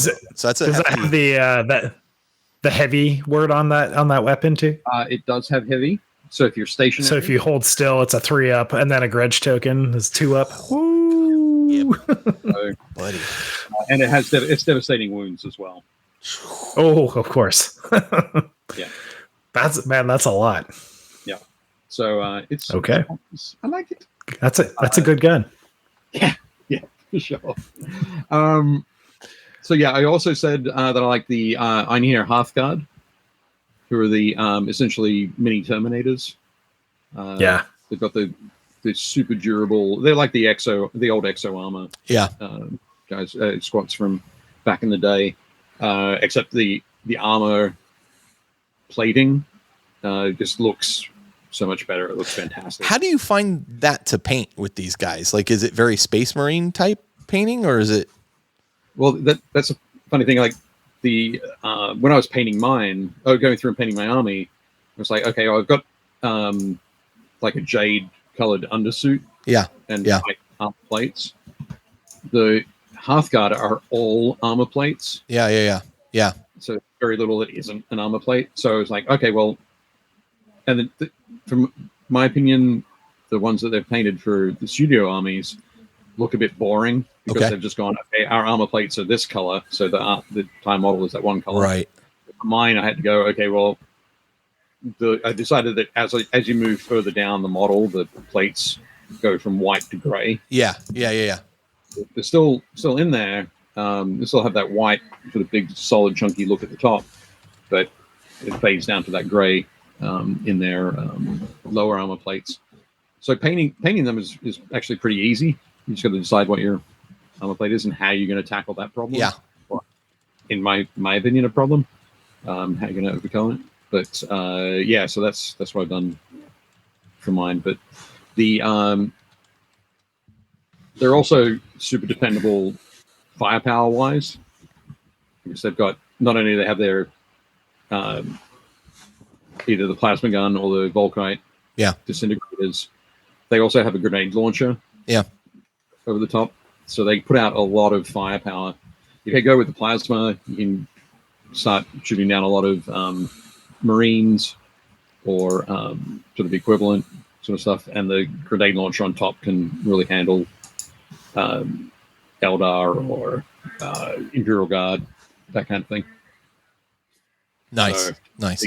big fan of them, and they're pretty solid in melee as well. Okay. But the best thing to do with them though is pair them with a 9-hair champion, and the 9-hair champion is just a brutal beast in combat. I'm gonna shuffle through the. Does he add anything to them specifically? The champion, like, does he? Like, I put a chaos chaos sorcerer with my Terminators because he rerolls charges for the Terminators, you know. And listen, when you feel a lot of charges like I do, the first ability of the 9-hair champion, exemplar of the 9-hair. While this model is leading a unit, you can reroll charge rolls. There you go. There you go. Perfect. Fitting. They need it where those little legs, like, they just shuffle along. But Mass Driver accelerators. Each time this model ends a charge move, you can select one enemy unit within engagement range of this unit and roll a d6. On a 2 to 5, that enemy unit suffers d3 mortal wounds. On a 6, it suffers d3 plus 3. Oh my god! Does he have precision?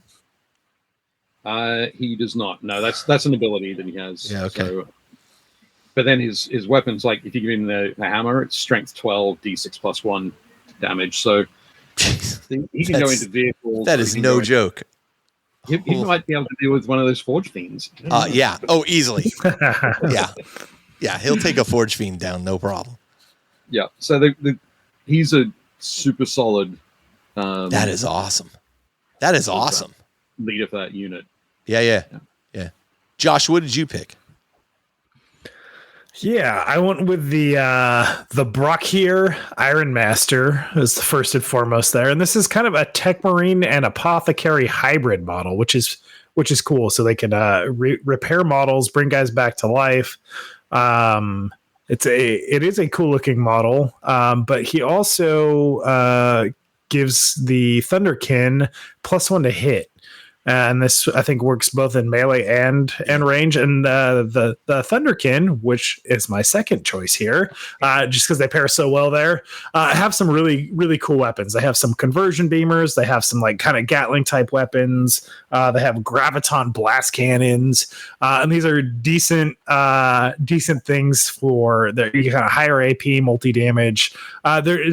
They're more of like the heavy weapon kit, and these guys kind of cool models too, in that they're guys inside of an exoskeleton of sorts, and this is very much like mining equipment that has been militarized.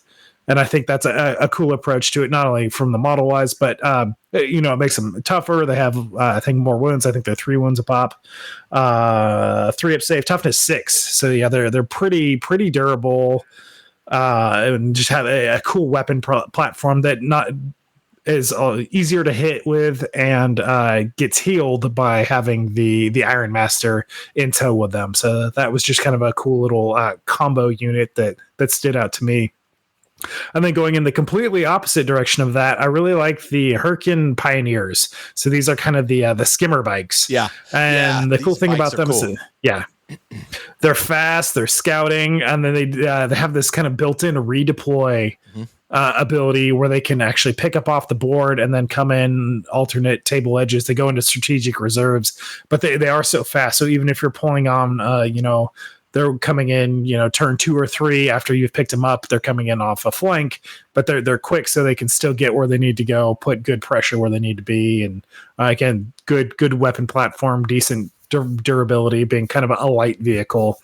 But pretty solid. These are the hover trucks, a lot of firepower, right? Yeah. Yes. Say it again, Dave. They put out a lot of firepower. Yeah. They kill beastmen. Yeah. Oh yeah. Yeah. They're targeting the wrong thing, but they're killing beastmen. They are very cool. And somebody, when I was talking to John and playing John in the game, he was saying another guy in the club really didn't like the look of them. And I was like, oh, I love the look of these things. I think they're like hover trikes, but I also think like the pads that they are hovering on look very much like the extensions of the ships in the Matrix, the Nebuchadnezzar ship. I can picture like the electricity playing off of them and stuff. I think they're awesome. I think they're super awesome. Absolutely. I chose. And they're kind of an ode to the old squat trikes also. So again, that kind of evolution of the squat trike to now the Pioneer and the Hecaton Fortress from the land train. So it's neat that they're, paying attention to the past, but also taking it in a very different direction. Yeah, absolutely.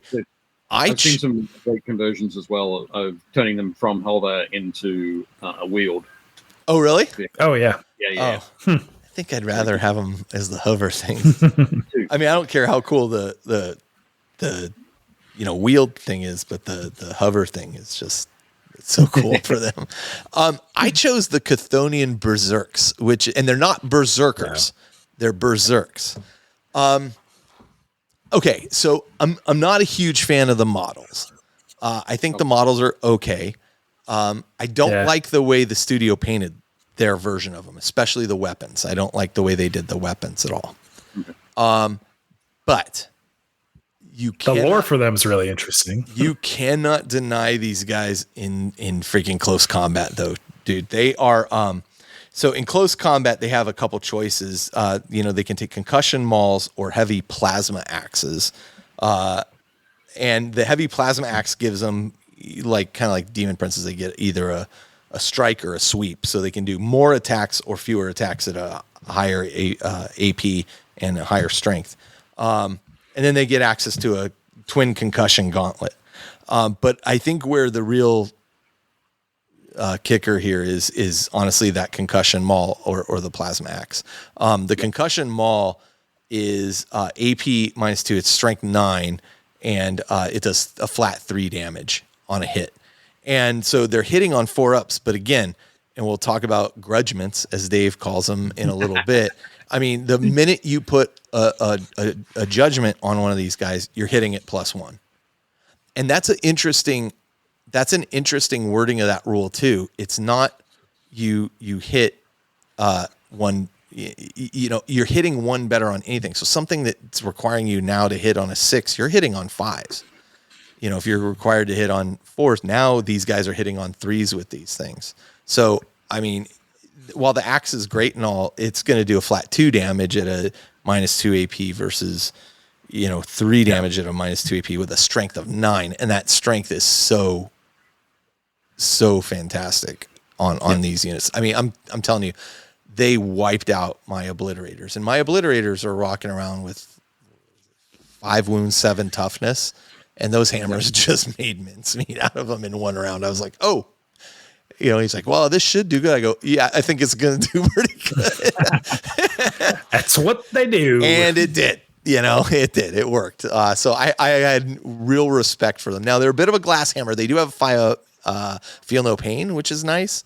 But and a 6-up save. yeah, they're a bit of a glass hammer. But, man, when they hit, anything they hit, they're going to pretty much destroy. So. So that was that have all shatter and leave its shards impaled in everything nearby. They're so good. Yeah. So good. All right. So let's talk a little bit about the army and how it plays. And in particular, we need to talk about your grudgements, Dave. Sure. So right off the bat, these are things you are putting onto under the current index rules. The army has access to Eye of the Ancestors, which gives you these judgment tokens. And as we talked about earlier, you can put 1, and then you can stack up to 2 on a unit. Dave, do you want to talk a little bit about what 1 does and then what 2 does? Sure. If you don't mind, I'm just going to jump back and talk about just quickly how they were introduced in the 9th edition Codex. Yeah. So with that, there were a list of things that your opponent could do during the game that would cause them to get a judgment token. I did mention before the show that I think it should be grudgement. I like it. That's what I'm calling them from now on. Yeah. Yeah. Let's see how far we can spread it. But there are a number of different things, but it always had the feeling of that The Simpsons, the old guy, spitting out your gum. That's a paddling. Yeah. That you get to do. Like you could. Is there a unit that's claiming objective points from being on an objective? That's a paddling. token for them. So it became quite ridiculous, but you could also have 3 stacked on there. Okay. And they worked a bit differently. There was the first one meant that unmodified rolls of 6 to hit were an automatic wound. Second token meant unmodified roll of 5 to hit, automatic wound. 3 tokens, unmodified roll of 4+ to hit, automatic wound. Okay. So it went to the point I mentioned, the plasma guns or the Volkite disintegrators that you can have on your Hearthguard. Yeah. You go, okay, well, if I want to kill like vehicles or Terminators or something like that, obviously the higher strength weapon is going to be better, right? When you've got that mechanic in there, the higher volume of fire is going to be better. So you had Volkite disintegrators taking out masses of troops. Amazing. This is why initially everyone's like, oh my God, these guys are so crazy. So that's how they started. You could have 3. The judgment tokens did different things, and you could get them for coughing run. Like if you're drinking the wrong brand of soda, you got a judgment token. That's a paddling. That's a paddling. So now in the index, they errated that pretty quickly, to my recollection. Also, one of the fun things when they first, so I've got it all here on the cards. Finding the army rule. There we go. So the first one was each time your enemy unit destroys a Leagues of Votann unit from your army, that enemy unit gains 1 judgment token. Right. Enemy unit can never have more than 2 judgment tokens. And if you have 1, it's +1 to hit. If you have 2, it's +1 to hit and +1 to wound. So that's a huge shift in that initial roll, but a lot of the stats didn't change too much. Yeah. So it went from being overpowered to all of a sudden being quite underpowered as an army, because the bulk of the structure, the gaming structure, worked around from having those judgment tokens. And then, as I said, they errated it very quickly, and it's now at the start of the game, depending on the game size, you can pick you have a certain number of units in your opponent's army that you can put 2 judgment tokens on. Right. So Incursion, you can put it on 2 units. Yep. Strike Force 4, which is 2,000 points, and then Onslaught 6. Yep. And so if you choose wisely, like it's good. It's really good. But it's one of the things that you can definitely see, and I'm sure you would have seen it during your game against John, is that when the army is focused on those units that have the judgment tokens, they feel quite strong against them. Yes. As soon as you're faced with somebody that you haven't put judgment tokens on yet, you're not hitting them as often, you're not wounding them as often. Very true. Yeah. They're getting in your face a lot faster. Yeah. So that's the very interesting sort of balance that it creates. I do think the weakness of it is you have to lose a unit to gain a token. I mean, it seems pretty steep. That seems pretty steep. There should be some kind of, like, I as much as you joke, like that's a paddling, like I could see units sitting on an objective gain a token while they're on that objective, right? Like that makes a ton of sense. You know, it becomes difficult now to hold objectives against them. That would be a really interesting approach. Yeah. Well, the fun part is that the Eye of the Ancestors is just how you sort of hand out the token. So that initial sorry, scrabbling here through the. No, that's okay. Yeah, it basically describes what happens when you have 1 and what happens when you have 2 and how you gain them, which is by losing units at this point. Exactly. So if my Terminators destroy a unit, I immediately gain a grudgment token against them. I'm going to keep calling them grudgment. That specific unit gains it. Yep. Yeah. Yep. And there's no way to get rid of it. Like you've got it. That's it. Yeah. It's exactly. But the other so the detachment rule, so the Oathband detachment, the only detachment that the Votann has at the moment, 10th edition, is at the start of any of your command phases. So the start of the battle, select 1 unit from your opponent's army. That unit starts the battle with 2 judgment tokens. Yep. So it's one of those units that actually, I think the way that they've switched it now, the way the update works now is that if an opponent's unit has 2 tokens on it, Yep. and you destroy it, if you destroy it by the start of the first or second command phase, start of your second command phase, you get 3 command points. Yep. If at the start of your command phase any of those units have been destroyed, you gain a number of command points, depending on how early in the battle you destroyed it. So if you destroyed it in the first or second round, you gain 3 command points. If you destroyed it in the third or fourth, you get 2. And if you destroy it in the fifth, you get 1. Those command points are valuable. But with that, as soon as you've scored command points in that way, that doesn't matter for the rest of the unit. Right. You can destroy another unit, you don't get any more. Right. Well, like you don't get 6. You don't get 12 command points. So that's another great thing, because the Votann are fairly sort of command point hungry. Yeah. But it's the way they use those judgment tokens to do that. So what I'm super curious about is how the other detachments that they'll get. It's going to be interesting to see how that changes. So obviously you won't have that rule. You'll have a different rule. Right. Will it be focused? Some of them will be focused on judgment tokens, I'm sure. Some of them won't, but it'll be great. Yeah. I found, and just to reiterate, so when you have 1 judgment token on you, the Votann any Votann that are attacking that unit now that has the single judgment token, they are hitting it +1 on their attack roll. And when you have 2 on you, they are hitting it +1 and wounding it +1. So if you're relying on toughness to hold you out at that point, and I mean, think about that. These low toughness guys that are now hitting you, and you have their +1 to wound. If they're needing a 6 to wound, now they're needing 5. And usually those guys are throwing a lot of attacks. So it's like all of a sudden, if this applied to Tyranids in the game I just play, those scrabbling Tyranids at my my Land Raider that needed 6s to wound, all of a sudden need 5s. And that's a huge difference in the game. And so it does become very, very, I became very aware that my Land Raider was suddenly a little more vulnerable than elsewhere. And again, this was the only army that's destroyed. Now, mind you, had to throw everything at it to destroy it. But arguably, he threw the wrong things at it at the wrong time. So, but my point being, like, anything that had one of these tokens on it, I was like, oh no.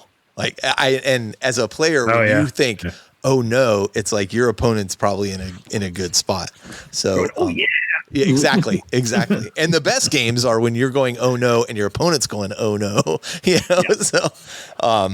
So it was an interesting mechanic, and it was super thematic and super fun to see and play. Had he brought out more of his stuff onto the table, I think I would have been in a little more trouble than I was in. Yeah, agreed. Yeah. So anyway, I just think that's a really fascinating aspect of the army. I'm very curious to see how it evolves when the Codex comes out, and as you said, when the detachments come out, that's the real bread and butter for the uniqueness of the ways to play the army. Because right now, I'm using one Veterans of the Long War, or whatever the detachment is that I'm using for my Black Legion, which is appropriate. But there may be times I want to dip into another one just to play around with it. And it gives me a lot of variety in the way that the army plays. And I hope to see the same thing for Votann. In terms of Black... sorry, go ahead. One thing to look at as well is enhancements and stratagems. Yeah. And how they interact with that. So things like there's the Wayfarer's Grace enhancement. First time the bearer is destroyed, after placing a judgment token next to the unit that destroyed it, roll 1d6. The end of the phase, 2+ it, and set the guy back up. Oh, here we go. A long list. This is the one I was looking for.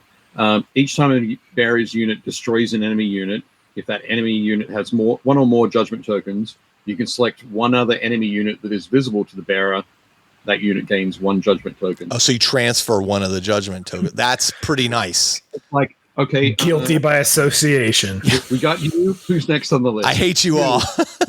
And this is cool because, I mean, didn't the dwarves in fantasy have the Book of Grudges? Yeah. Yeah, so this is super in keeping with that too. I love it. Yeah. And Yeah, absolutely. One thing as well, the Carl character is kind of the generic sort of military leader. At the beginning of the command phase, he can spot a unit within line of sight. Yeah. So where is it? Grim efficiency. Once per battle round in your command phase, you can select one model from your army with this ability, then select one enemy unit that is visible to that model. That enemy unit gains a judgment token. Yeah. Yeah. So you always That's have at interesting. least one in your army. That's interesting. And I'm telling you, as an opponent of these guys, you don't want those judgment tokens. You really don't. Especially savvy players who are good at threat assessment and know, okay, that thing needs to die. I'm going to put 2 on that. I'm going to put 2 on that. I'm going to put 2 on that thing. Like anything that you're relying on for toughness or difficulty to hit, all of a sudden you're. So like I was very well aware that like my Land Raider was at risk. If he'd put it on my Forge Fiend would be at risk. Can't remember what else he put it on. But I was super aware of that right away that I might be in a little bit of trouble. Look at this over here so that you're not looking at that. So, let me distract you with these other things back here. So, moving on. In terms of Black Library representation of these, not a lot yet. Honestly, I found one short novella, and I mean it's short, that features the Leagues of Votann in Black Library. It's called 1 Million Years, and it's actually Necrons versus Votann. And it starts off pretty interesting with this Necron ship that like dives in and mines suns, and it's like going into the different layers and like mining out the sun for all its plasma energy, and then coming out, and as it's coming up, it runs into this massive Votann ship that's like, hey, and things continue. We needed from there. that. Yeah, but it's again, for 40K, it's a bit of a dense read because it's told from the Necron perspective primarily, but it's got some pretty fascinating stuff in it, even for Necrons and for Votann. So, and then the supporting supplements for this, the Kill Team Termination is sold out now, so you can't get that. But as usual with these kill teams, they've then released the Hearthkin Salvagers as a separate kill team, which is still in production. You can still get it, and that is a great looking kit. Have you picked up that kit, Dave? The salvages? Yeah, that is a. Yep. I think one of the units at the end will be that. Right. But the Termination one has the the Hernkin Jaegers, who are the basically the Hernkin pioneers off their bikes. Oh, nice. Yeah. With the duster coats, right? Yep. Yeah. But they're not available separately yet, but they will be in the future. But yeah, I'm excited. I have the Termination box picking up my FLGS. Very nice. Very nice. And then in terms of specialist game support, which we formerly called Forge World support, the Ironhead Squat Prospectors, and again, technically these are listed as squats, but I think they still qualify. The models look really cool. And if I'd known about these ahead of time, Josh, I might have done these for our Necromunda campaign instead. Now, and I think some of that has to wait for the ash waste. I think some of that has to do with reading this. Oh, you know what? Ash waste might not, or the new thing, the hell hives or whatever. Jeez. Yeah. So to my knowledge, just as a disclaimer, like those, to my knowledge, are Necromunda exclusive. They are not available to Votann at all. They are completely separate rules, lines, etc. But you could look at them and potentially use them as a proxy for another unit if you wanted to figure out something, if you like the look of them, right? And I think there's also a prospector individual character in the Necromunda line. There are, two now, two brothers. All right. So I want to use a second Iron Master.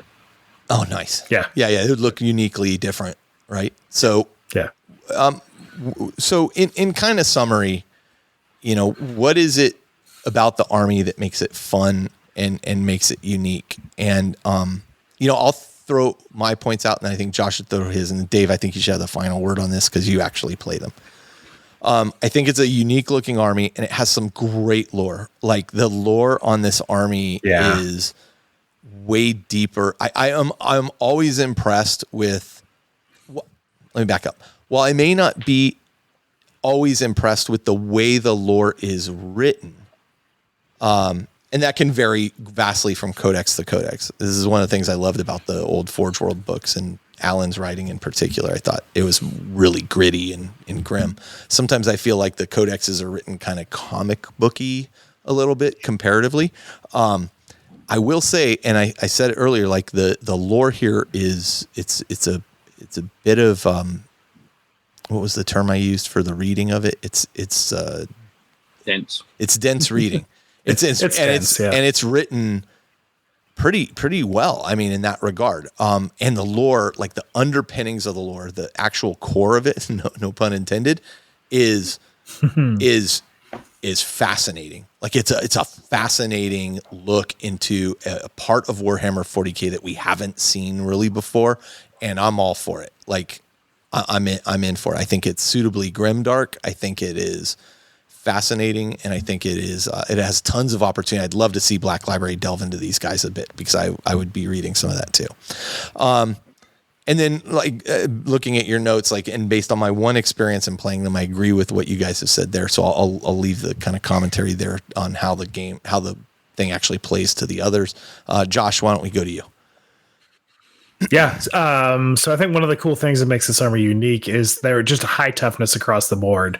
Like they're again, back to the lore, like they're designed genetically from a genetic level to, have denser bone structure, more musculature, things like that. They have like void sealed organs. So some of the clone scheme guys can just operate in void without a suit, which is pretty unique for a living, breathing race.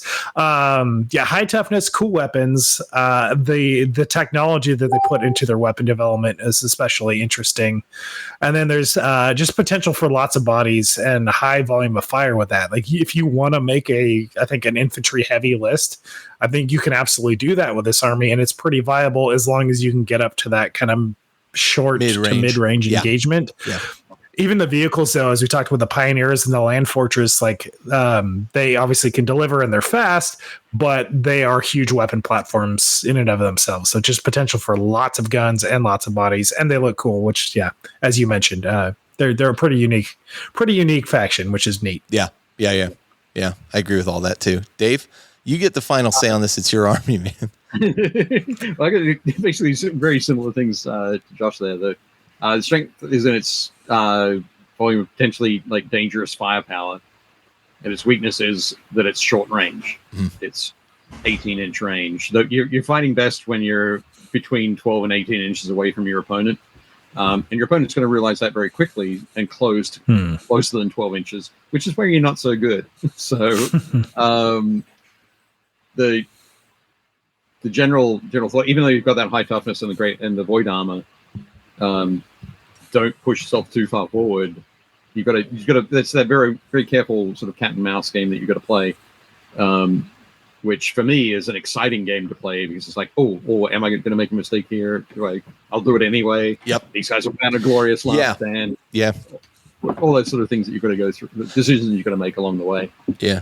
That's a fascinating point, and it reminds me of one of the things John and I were discussing after we played, which I said, it seems to me this army is it requires a bit of finesse to play. It's much like the Eldar, certainly more so than now, but how the Eldar used to be.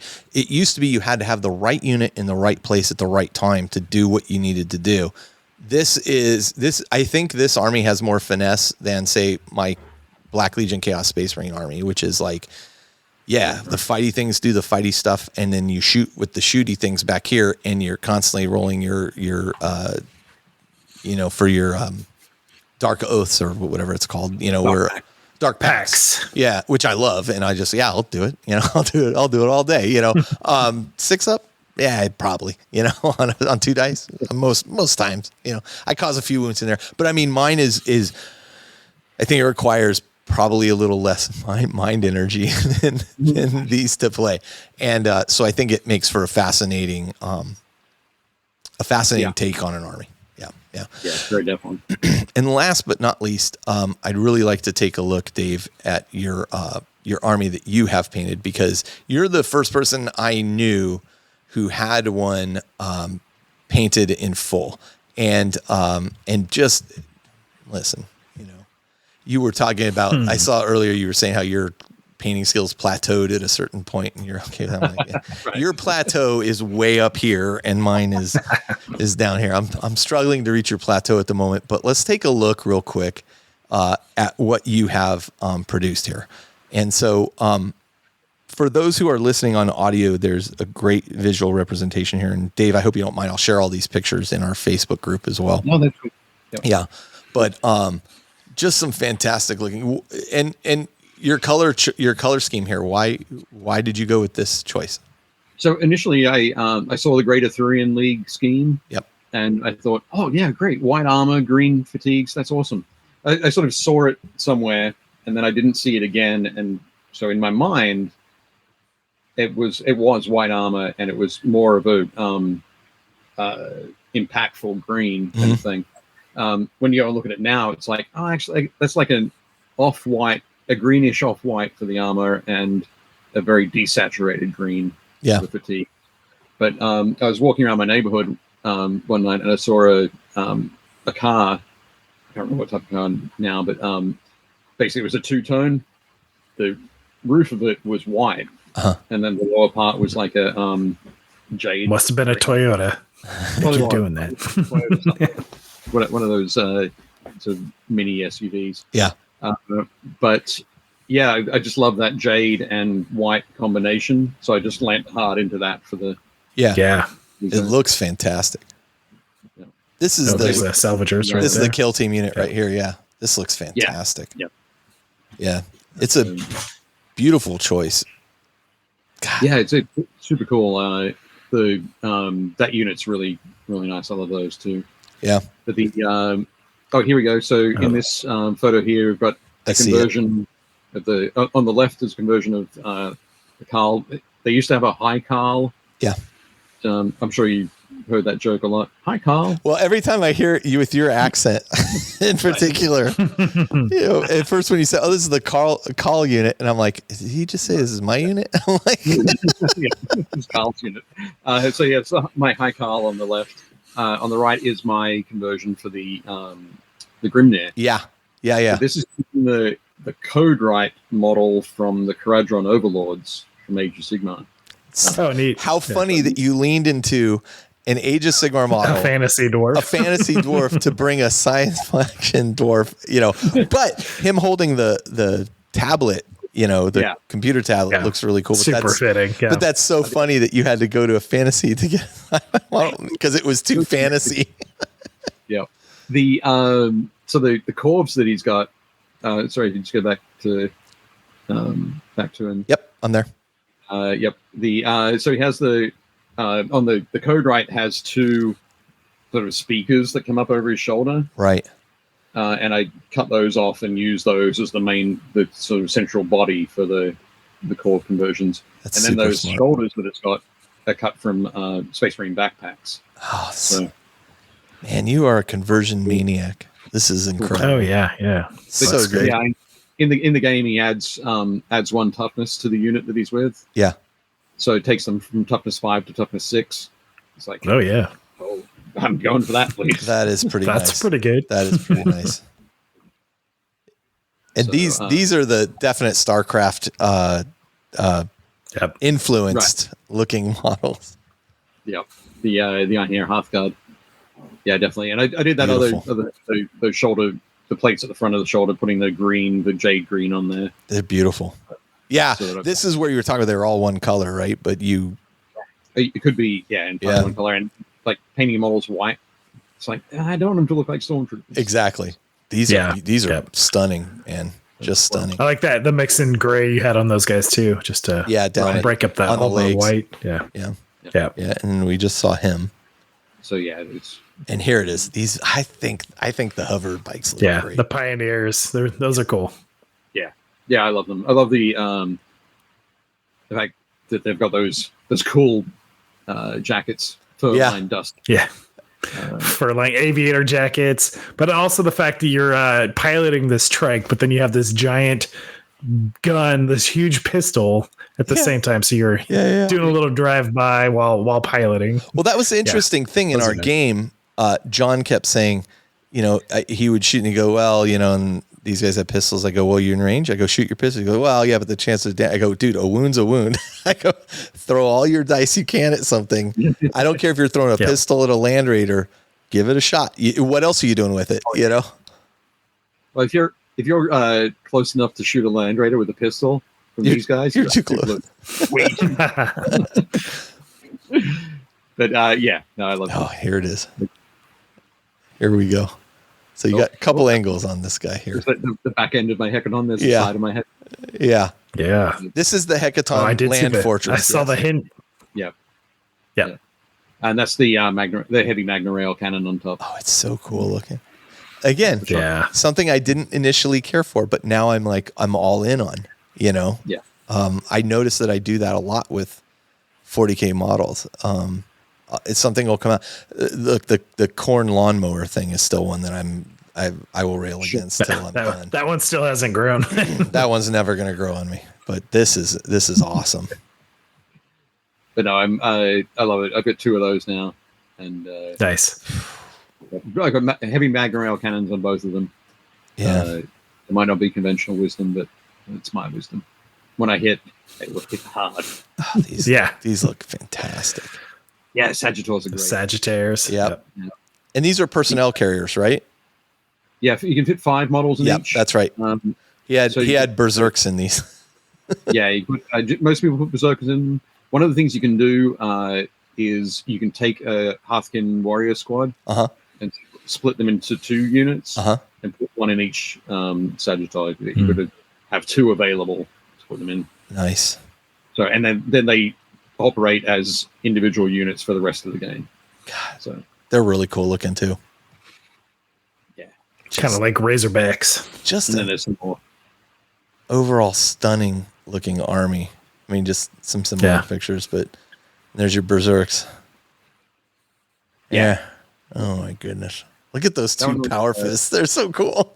Yeah, that was funny because when I put them together, I picked up the first thing and was like, okay, so I can put power fists or this weapon or that weapon. Okay, I'm going to go for this one. So I put it on, and then I went through and put the axes and concussion walls, and I was like, okay, so which model can I put the? Oh, really? I can only put the power fists on that first one.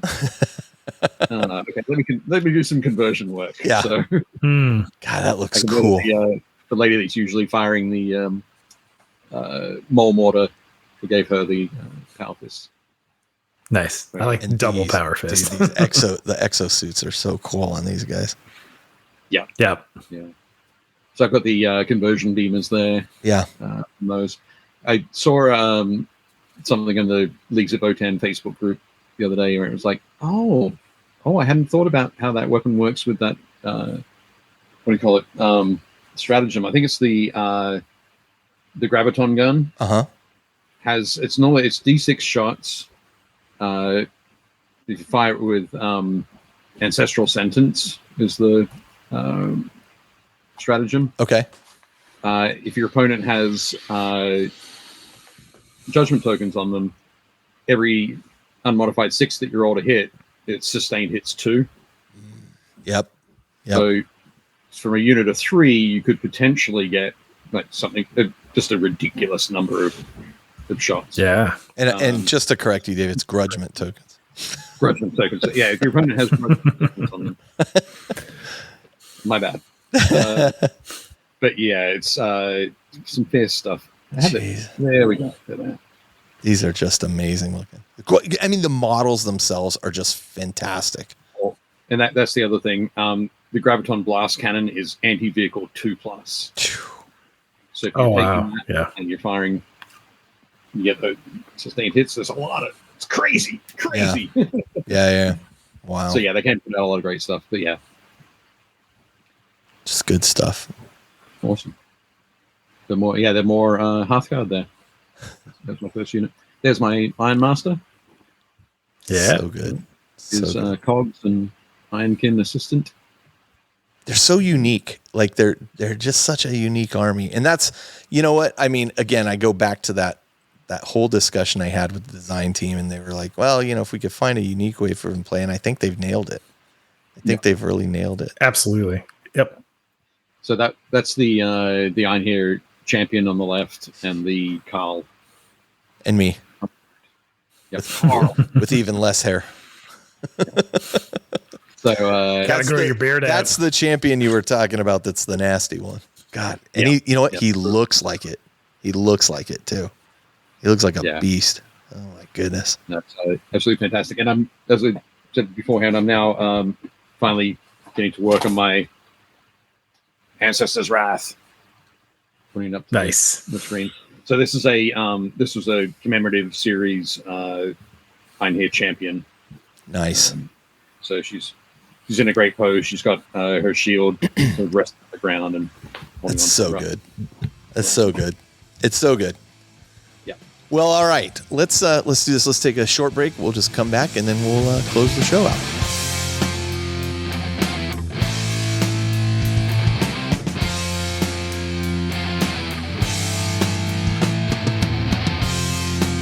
All right, we're back to close out the show. Dave, I just want to thank you so much for joining us for this. Honestly, it was part inspiration looking at your army that made me really want to finally dive into this earlier than I probably would have normally. I would have probably waited for the 10th Ed Codex to come out. Waited for the Codex. Yeah.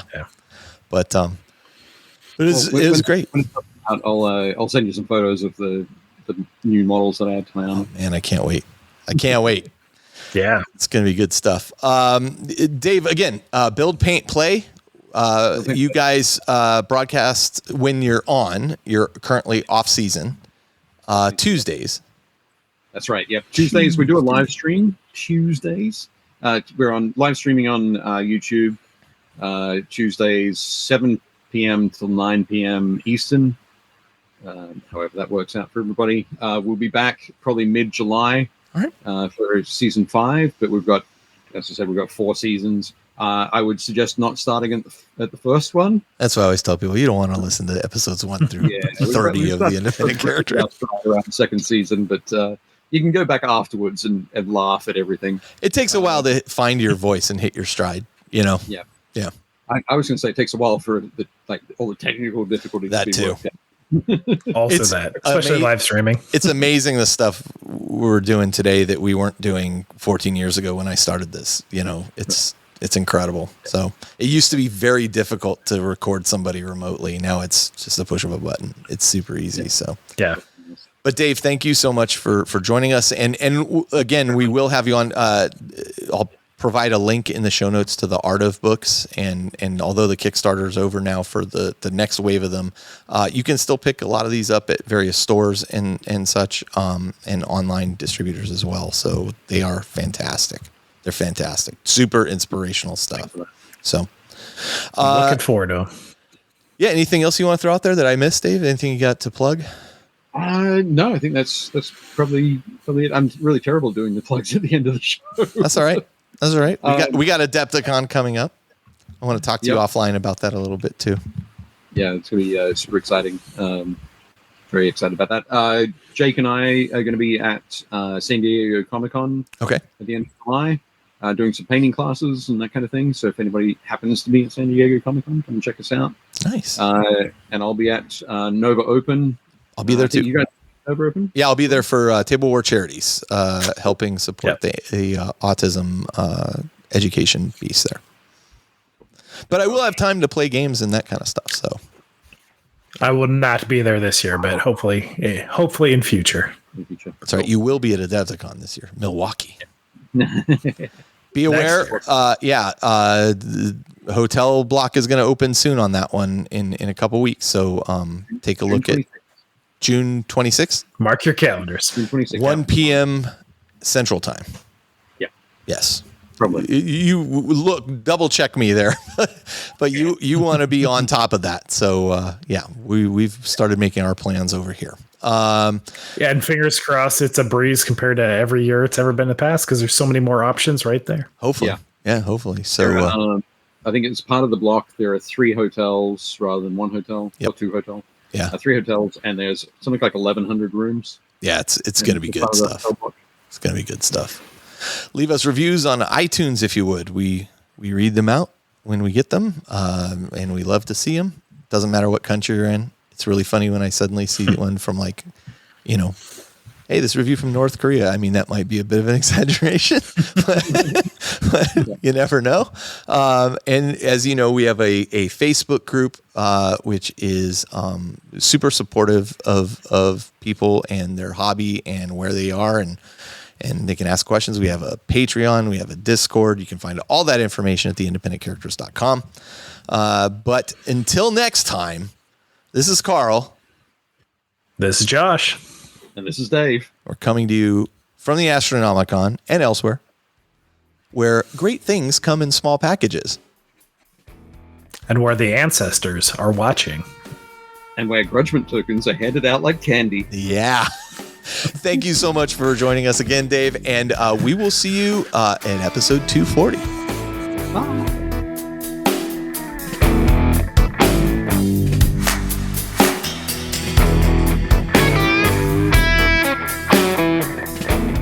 This episode of The Independent Characters is protected by the Creative Commons license. If you have further questions as to its use, you can find information on the front page at theindependentcharacters.com.